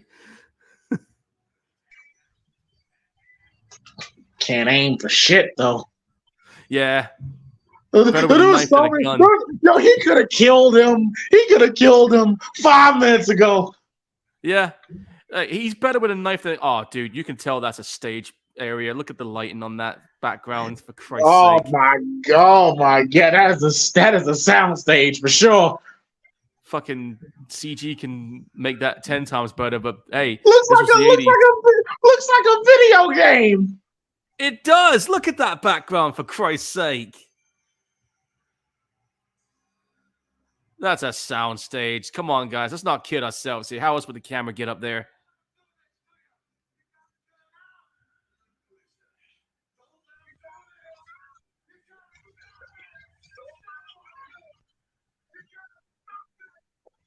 Well, there's only one way he's going to stop him.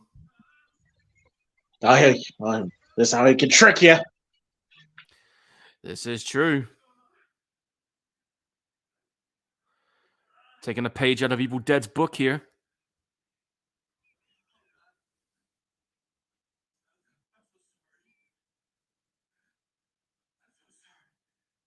And for anyone who isn't that's just tuned in, we are watching Wes Craven's Shocker. We are about an hour and 21 minutes in. There's about 20 minutes or so left. Yeah, and then this movie's about to get batshit insane. It's the funnest part of the movie. It's the funnest part for sure. This movie gets. Listen, I don't know what kind of cocaine Wes was smoking, but in this last 20 minutes, he loses his fucking mind, bro, and it's great. Yeah, he was just like, you know what? I'm just gonna do something crazy. Let's go.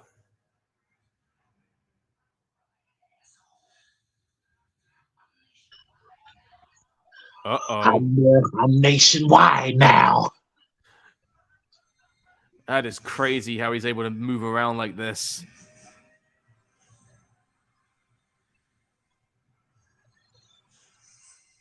Oh, there he goes.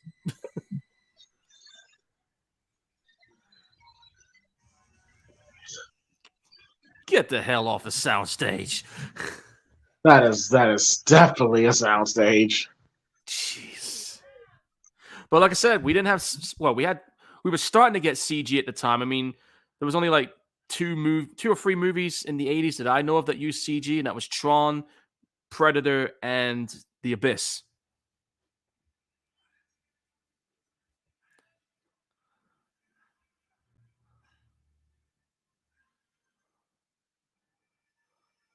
Oh, it was his heart that gave out.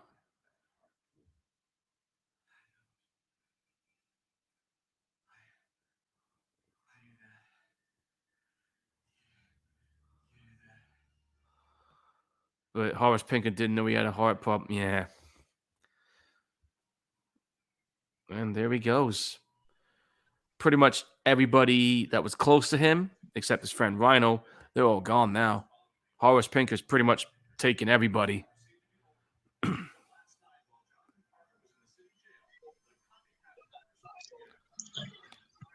But yeah, Wes Craven went into this with the sole intention on making Horace Pinker a new horror icon.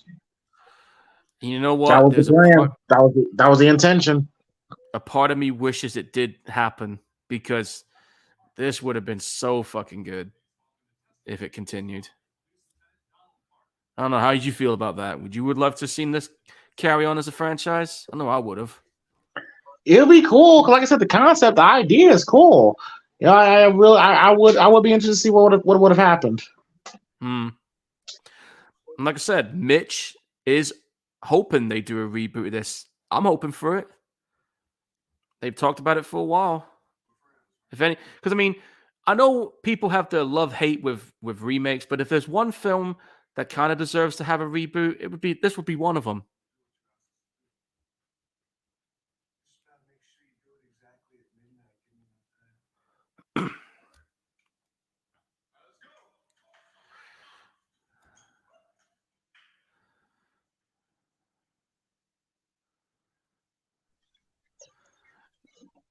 Yeah, that's right. Yeah, let's go potentially commit a crime for our friend. Anything for a friend, right? Even though what he's saying sounds completely fucking batshit crazy, but let's do it.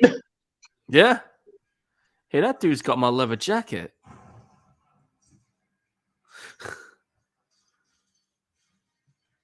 They all got the same one. Okay, cool. Murrayville. Oh, so that's, we just know what town it's in, even though it looks like California, but okay. WPIN 8. Oh, this is definitely California for sure. Oh yeah. Right down to the neighborhoods and everything.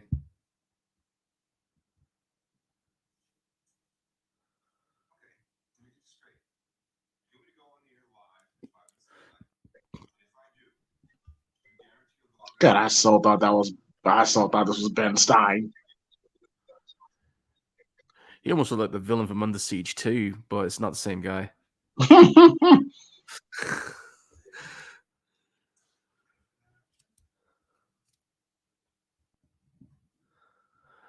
So, he's trying to pull off this crazy plan, which hopefully works. The only thing he needs to do is get that damn necklace.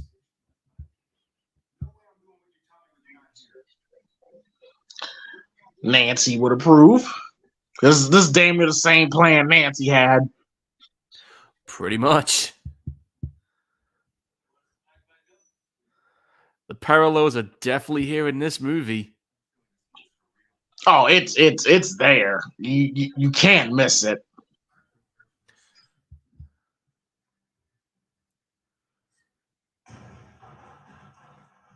How'd they get all the damn equipment? Never mind. Yeah, just leave it alone. Leave it alone. I give up trying to figure out how to get things sometimes.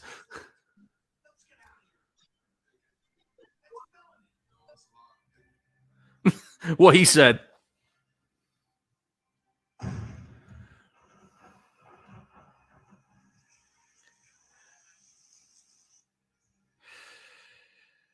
Well, here we go again. He's going to have to go in there and try and find that necklace. He's going to be wading in that damn shitty-ass pond, which has got, like, all kinds of bird shit, swan shit, syringes, and whatever fucking else is in there. Which I heard. Oh, come on, Paul. Is some bullshit? What? Just some of them do have that in those things. Either that, or he's just enjoying a casual swim in the early evening. Be that as it may. But I think they said Peter legit got. I think I got hypothermia or sick or something for swimming in that water because it was so cold.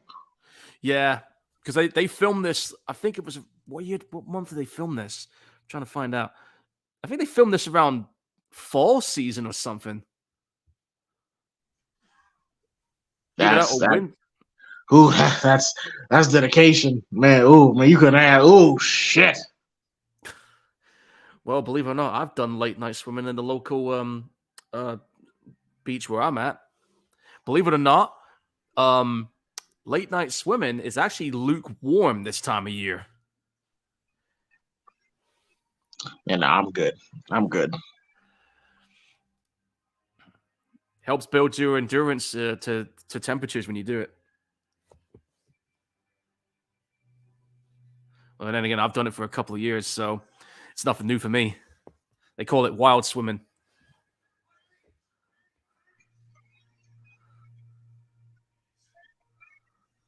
Shit, right out of nowhere. Oh, scared the shit out of me, man. Yeah, right? And then she just... Oh, hell no! Oh, no! You trying to give him a heart attack? Yo, don't just glide across the water like that. Come on, don't do that. Don't effortlessly glide across the water, bro. Smooth like that. She's Don't a ghost. do She can do what she wants. Don't do that. Hey, when you're a ghost, you can do what you want, man. Nigga, what the fuck are you doing? Speaking of what the fuck are they doing?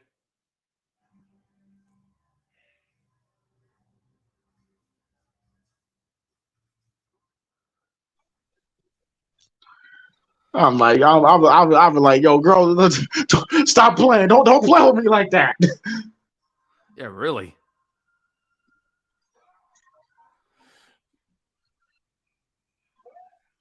I'm surprised this dude didn't have a heart attack. Stop jumping out at me. Yes, I'm happy to see you, but goddamn. I know, right?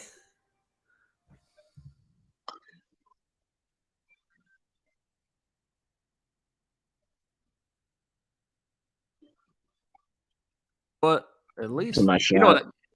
Yeah, you do realize that's daytime still, don't you? Yeah. But I wonder what it's like to make out with a ghost. Good question. When you ask them. I mean, one of my favorite singers of all time, Bobby Brown, famously said in his book that he had sex with a ghost, and I'm just like, I'm just very curious what that experience would be like. Oh, I guess it'd be some kind of out-of-body. It's probably very memorable. Oh, I can imagine the kind of trips they went on with that. And there's Horace Pinker in his prison garb.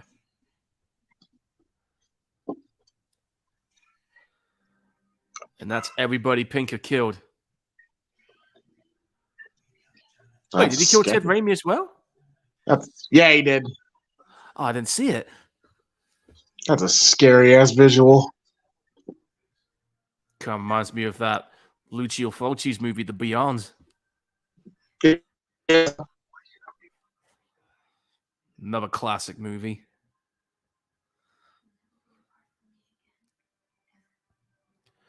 Are you sure about that? As long as you don't jump scare me like you did. Yeah. Just don't be scaring motherfuckers like that. Like, yeah, no glide in the rivers when I'm having a casual swim. Jesus. Just smoothly glide across. I'm like, yo. They must have had on some kind of pulley platform, and she was just standing there. Yeah, probably. Yeah.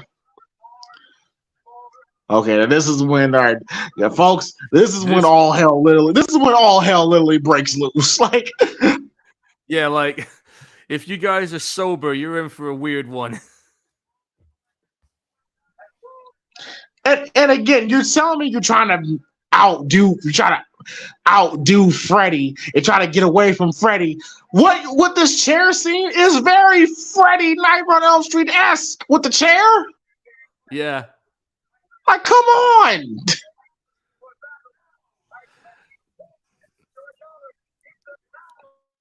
It is pretty good, though. It's cool, yeah. Jesus, those game shows back in the day. I forgot them TV Angelus. Yeah. Oh. Does this look like a Freddy, like a nightmare scene here? Oh, clearly. Come on now.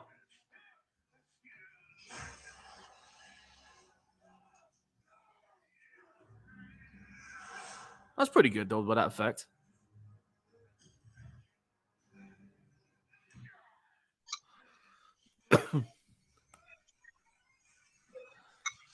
Oh, shit. Here we go. Well, guys, sit back and enjoy the ride, because this is going to be a good one.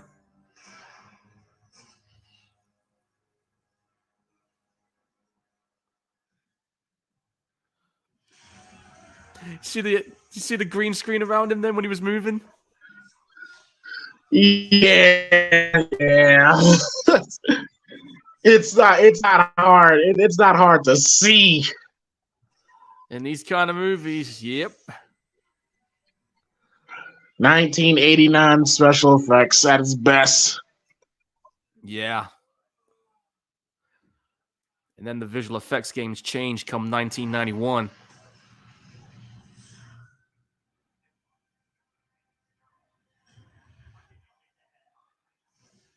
You could tell Mitch was just relishing this role he was playing. Oh yeah, he's definitely the biggest standout in this film for sure. Oh yeah, definitely. I mean, this dude is like having a party.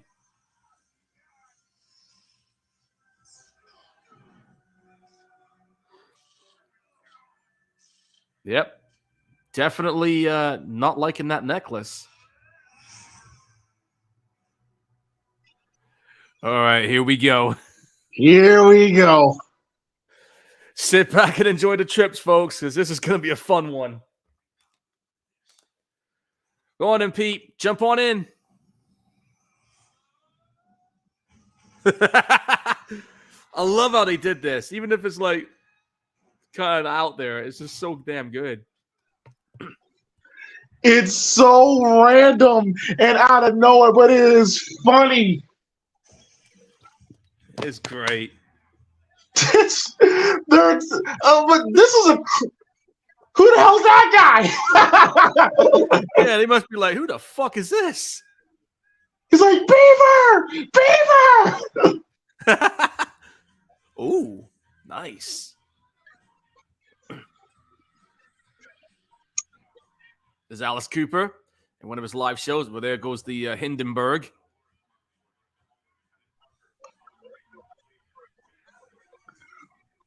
They're just there fighting and chasing each other. It's funny.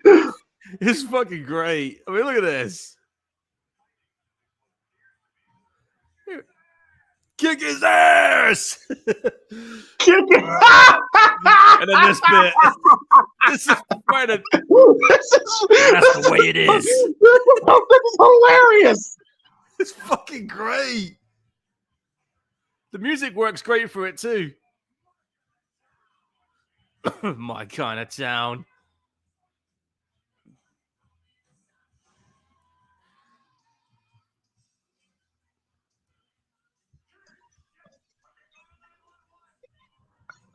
Yeah, this is definitely Dangerous Toys playing. I'm sure of it. Oh, bloody hell. Nuclear explosion. That's cool. He's right there in the blast. It's ironic. This nuclear fallout scene is actually the same intro screen they used for the 2006 Hills Have Eyes remake. This is great. It's crazy that this is definitely a stroke of genius on Wes's part with this scene. He's like, fuck out of here. He's just beating everybody's getting these hands right now. Ow. He beating everybody the fuck up. He beating everybody the fuck up. A back body drop. Yes, well, he's beating the other guy up now. He does not care. Back body drop.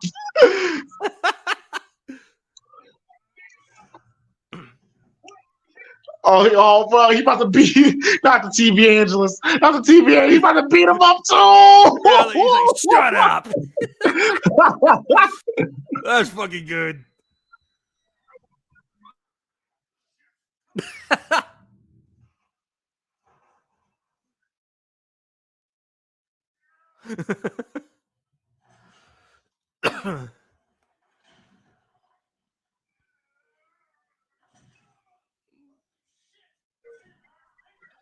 Of course it is.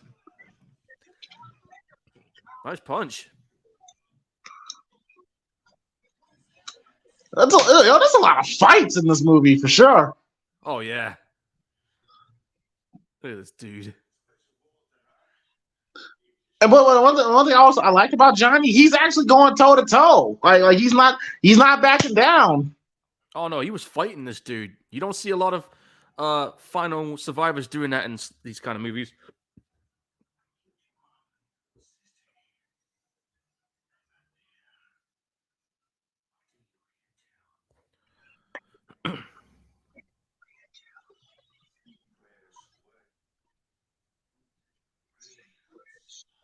Yeah, we're about to get the thumbnail. Yep, here we go.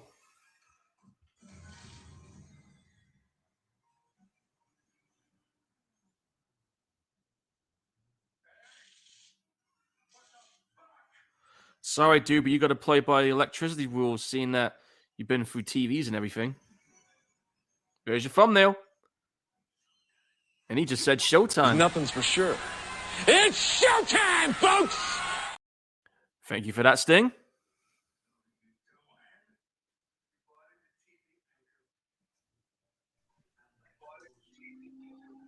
Yeah, now he's just fuck about to get what he deserves. Definitely the satisfaction we're getting right now. Get him. Beat his ass. Now we know where Adam Sandler got the idea from for that movie, Click.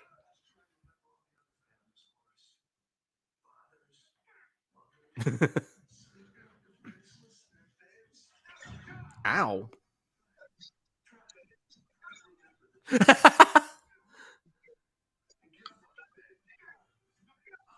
No, Peter Burke is good in this film. Like, I don't understand why people shit on him in here.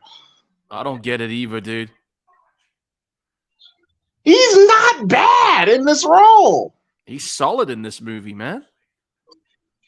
And if people were saying, "Oh, he's not going to get far," well, tell that with his film credits he's directed.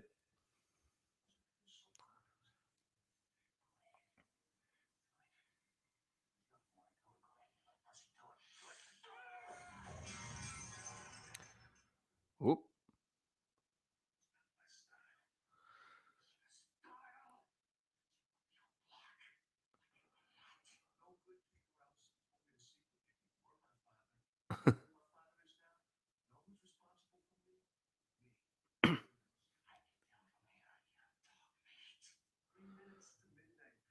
Well,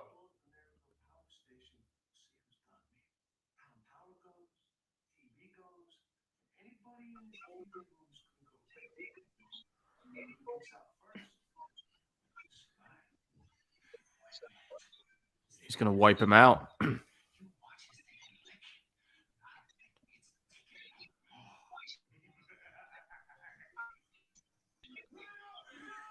Oh, shit. No. Oh, shit. Ah, Hey, damn! now's the time to jump. If you're gonna jump, now's the time. Fuck! So much for that plan. Oh, nice sell job on that punch. Yeah, that was a good punch.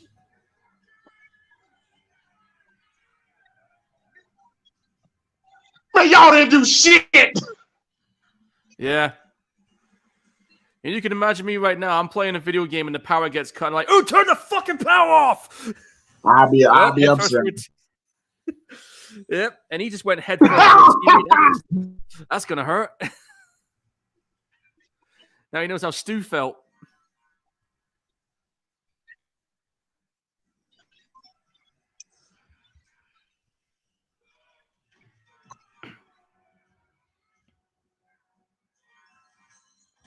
Ooh.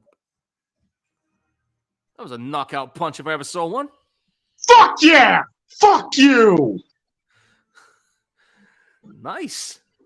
Get him! Get him! Get him while he's down! Well, this is going to be crazy. You're going to jump into a camera lens. Good luck. Oh, it worked.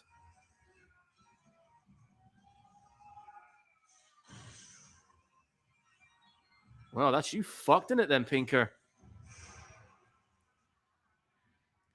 And even in his final moments, he's still talking shit. Listen.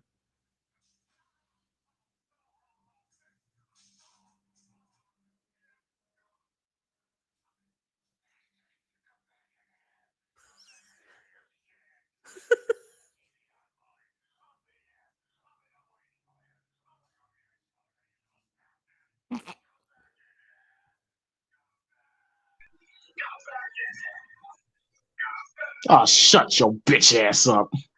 That's what I would have said. That's how I was. Shut your bitch ass up. I would have just been like, fuck you.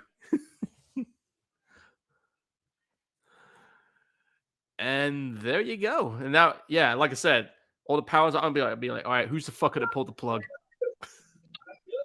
By the way, there's Wes Craven right there. Oh, yeah. I didn't spot that before. Yep, that's Wes Craven. Nice.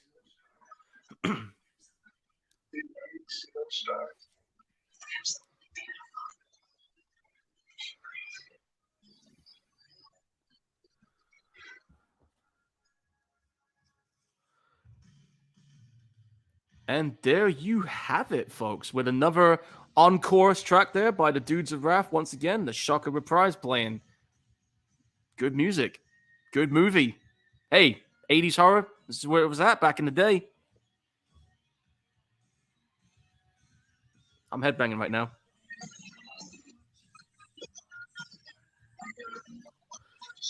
Yeah. Well, ladies and gentlemen, that was Shocker. And, fun movie. Really, really solid, entertaining film. I loved it. Yeah, Paul, you want to go ahead? Go ahead. What are your thoughts on Shocker? All right. Well, all the music playing. I really enjoyed this movie. I enjoyed it when I first saw it back in the day. I still enjoy it today. It's just one of them hidden gem like cult classics that Wes Craven pulled out here. It's just a cult classic in general when it comes to horror movies and comedy. I loved how this movie was fast-paced, kept you on your toes from start to finish. It was just a roller coaster ride. Pete Berg playing the main character. I didn't have a problem with his acting in this movie. I thought he was pretty good for what he had going on here. And keep in mind, folks, it was only like 5 movies in at the time. Mitch playing as Horace Pinker, dude, he was just like off the fucking chain in this movie. Like you could tell that he clearly was having a blast playing that character. And that's another thing too. You could tell everybody was having fun being involved in this movie. It's like sometimes when you see a movie gets made, you got some people saying sometimes, oh, I had a horrible time working on this movie. That didn't seem to be the case with this movie. It's like everybody had a damn good time being involved in this. The special effects, I mean, okay, they're a bit naff. They don't hold out very well today. I mean, like I said, but this is like 1989. This movie's idea was ahead of its time. of what he was trying to do. And yeah, you could tell there was parallels right there when it comes to the whole Nightmare on Elm Street thing. But like we said, Wes Craven was pissed off with what's going on with New Line Cinema and all that. So he wanted to create his own new franchise with Shocker. And it's a shame that this movie did not become the franchise that Wes Craven was hoping for. I would have loved to have seen a sequel to this. I would have loved to have seen where they went next with it, but unfortunately that wasn't the case. But for a standalone movie, this movie clearly delivered. I had fun watching it. Okay, it's gonna be it's kind of like a brainless horror movie for some people, but at the end of the day, this is just a fun movie. This is one of those movies you can just turn your brain off for a good 110 minutes and just enjoy the ride. And it's still a fun movie. And like I said, if they ever do a remake of this, and I know Mitch has talked about it, get Peter Berg to direct it, like James said. Definitely get Mitch to have some kind of appearance in it.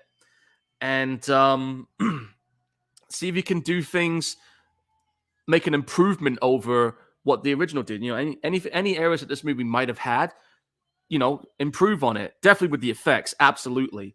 And definitely make it a lot more bloodier, which we can do in this day and age, make it more bloodier. And don't be so goddamn preachy like most movies do. Just make it a fun fucking reboot if you do decide to bring it back. And hey, the offer still stands. I want to play Horace Pinker. But anyway, yeah, fun movie. I enjoyed it. I'm going to give it 9 out of 10 because it's just a fun film. Well, for me, I agree with Paul. I think this movie is fun. There's a small part of me that kind of wishes that first 40 minutes, because I really enjoyed that first 40 minutes. I wish that was the whole movie. But the moment that that Horace gets shocked, it just goes batshit crazy, and it's fun to watch. I really enjoyed Peter Berg as Jonathan in this movie. Really likable, easy to root for, especially with all the fucked up shit that Horace puts him through with his family, his girlfriend, all that stuff. Yeah, people give Peter Berg a bad rap, and I'm like, I thought he did fine. He was fine here. I don't understand the criticism that he got. I don't get it either. Mitch as Horace, I mean, he was the MVP of the film. Like he was the standout. Very, very sadistic, sick, but a fun bad guy. Yeah, he was a fun bad guy. You still there, dude? Is your mic still on? Uh-oh. I think we're having a bit of a technical difficulty. James, I think your mic just went off. But like James was saying, like he was definitely, Mitch playing as Horace was definitely he had fun, and he was definitely a fun, sadistic villain in this movie, and it was just great, and like you were saying earlier, I don't see why people shitted on Pete Berg's performance in this as Jonathan. I thought he did pretty good in this one, if you ask me. So it's just, I don't know. I guess people just have what they want to see and what they don't want to see in the movie, and I guess a lot of people kind of shit on his performance for it. But again, like I said, he was only like 5 movies in at this point, so he was still like trying to find his act. These disrespectful. Don't kick me out, bro, for no reason at all. But yeah, I was just like, what? No! Fuck! Yeah, no! Fuck! Carry on.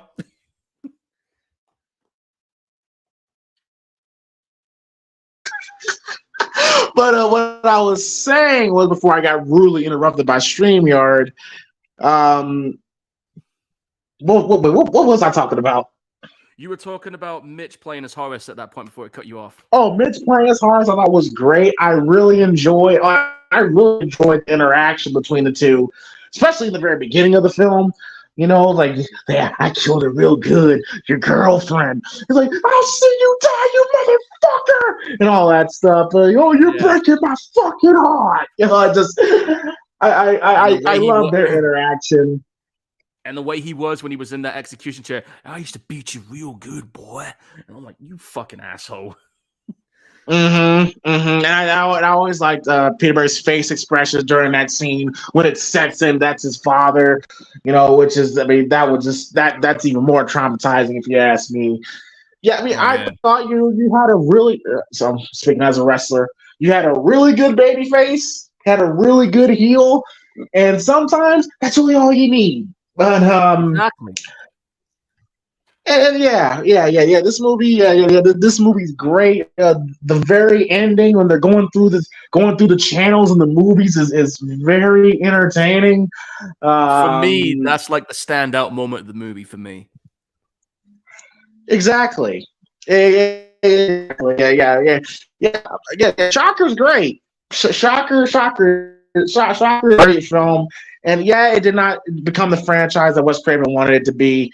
But it's definitely one of those cult classics that that you can never get tired of. You'll be entertained by, for sure. So, Shocker's the shit.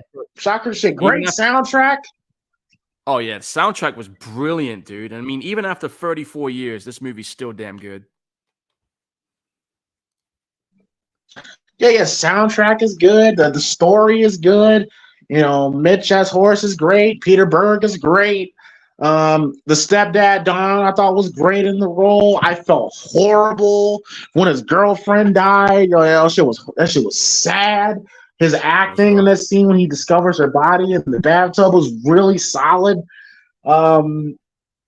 Just great. Just a really great film. Kudos to Wes Craven, Peter Berg, and Mitch for this role. And then yeah, it's a damn shame we never got a franchise. It's a damn shame. But I really like to see a sequel to this. Same here. But yeah, so there goes Shocker. Hope you guys have enjoyed the show. And as for next week, for episode 55 of the Primetime Gorehounds, going to be my pick for next week, Mania week, will be the film The Ring. Yeah, The Ring next Friday. And for you, Paul? Well, for me, you're going to like this one. My next pick is going to be, this is going to be the unrated version, by the way, which you can get on Amazon Prime, by the way, James. I'll send you a link for it. But because the new Evil Dead movie is going to be dropping on the 21st of April, which ironically is the same day Dead Island 2 is going to be dropping, I figured, let's check out the unrated 2013 meta sequel for Evil Dead. All right, sounds.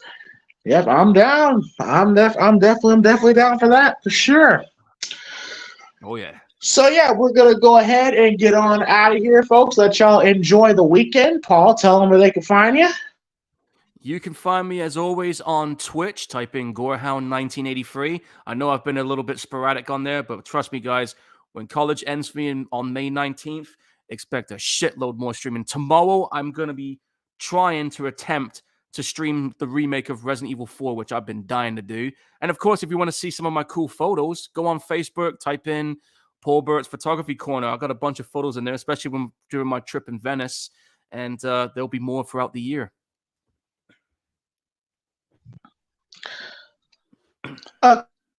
Did New Line or and Wes Craven did they where he passed? Did they kind of bury the hatchet?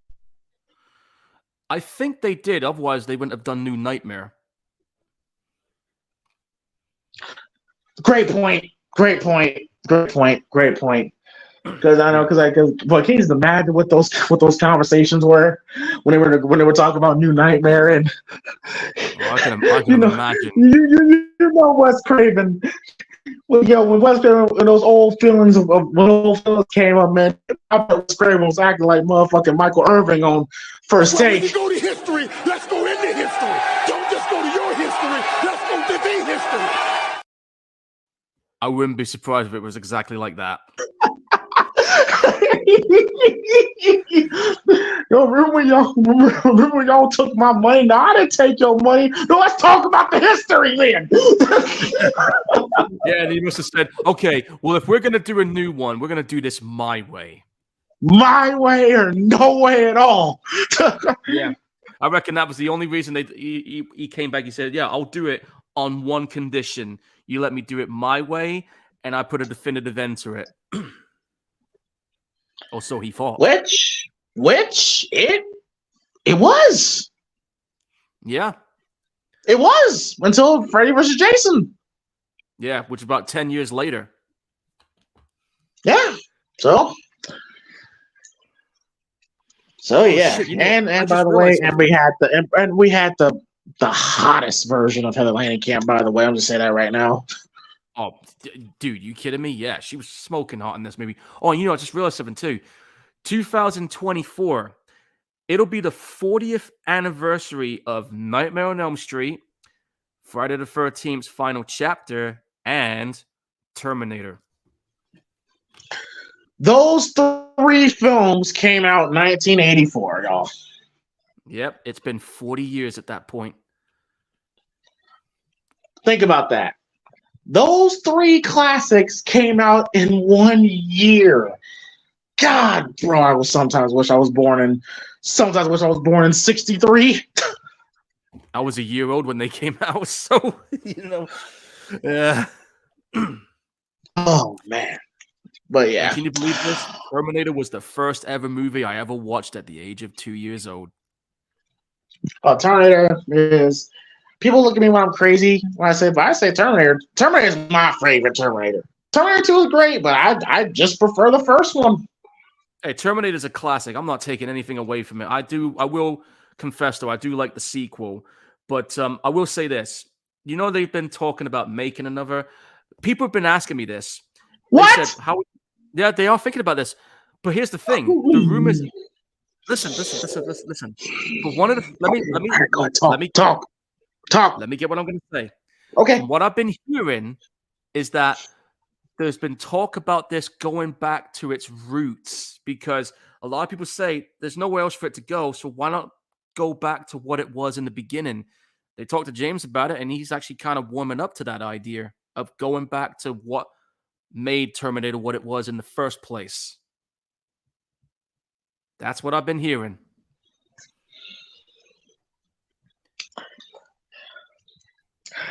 I'm about to pop. That shit almost made pop a blood vessel. Listen, is James Cameron involved? Well, he does own the rights to it now. Remember, in 2019, any film that had a certain rights holdings to it, it goes back to the original owners. How do you explain that whole thing with Victor Miller in 2019? The same thing happened with James Cameron stuff.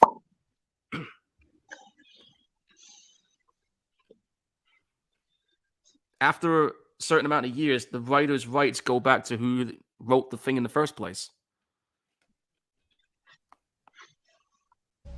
I don't give a fuck. Fair point.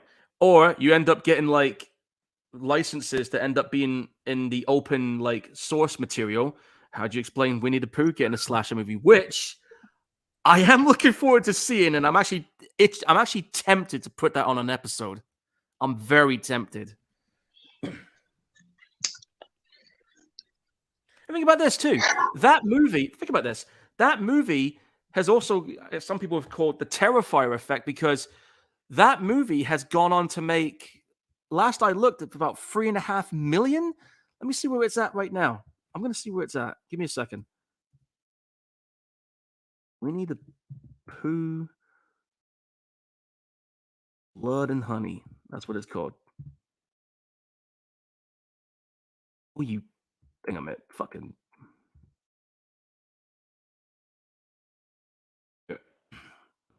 Piss. All right. Winnie the Pooh disembargations. Here we go. Winnie the Pooh, Blood and Honey. Check this out. This movie came out of nowhere, had a budget of $100,000, similar to Terrifier, folks. And right now, it's sitting on a box office earning of $4.2 million.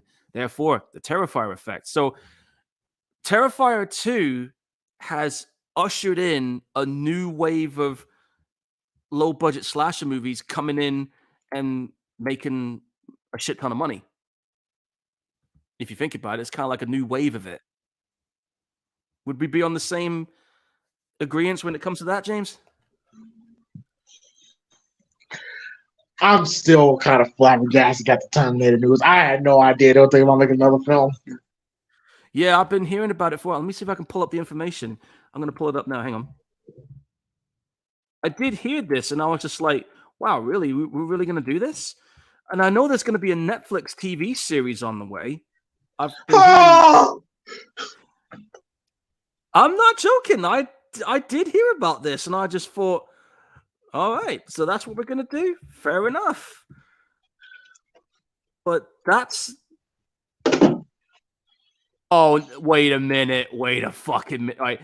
New news source just dropped 4 days ago in regards of this Terminator movie. This is coming from a news source. They're saying about this Terminator franchise reboot with the fuck out of my face. Rock's gonna be in it. Wait, who? The Rock? Who? Look it up in your chat box. It's right there, dude.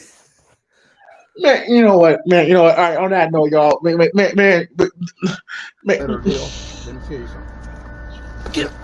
Dr. Newsom.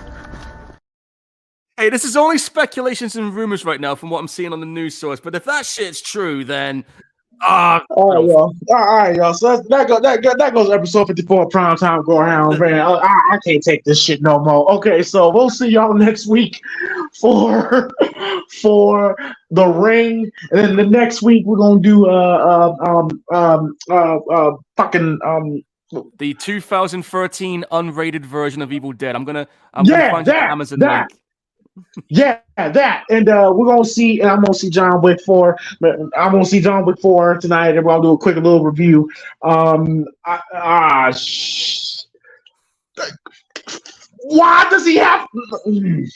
So yeah, so we'll see y'all next week. Everyone have a great weekend. Everyone be safe. Enjoy John Wick 4. We are out. Peace. Later. Fuck! Shit.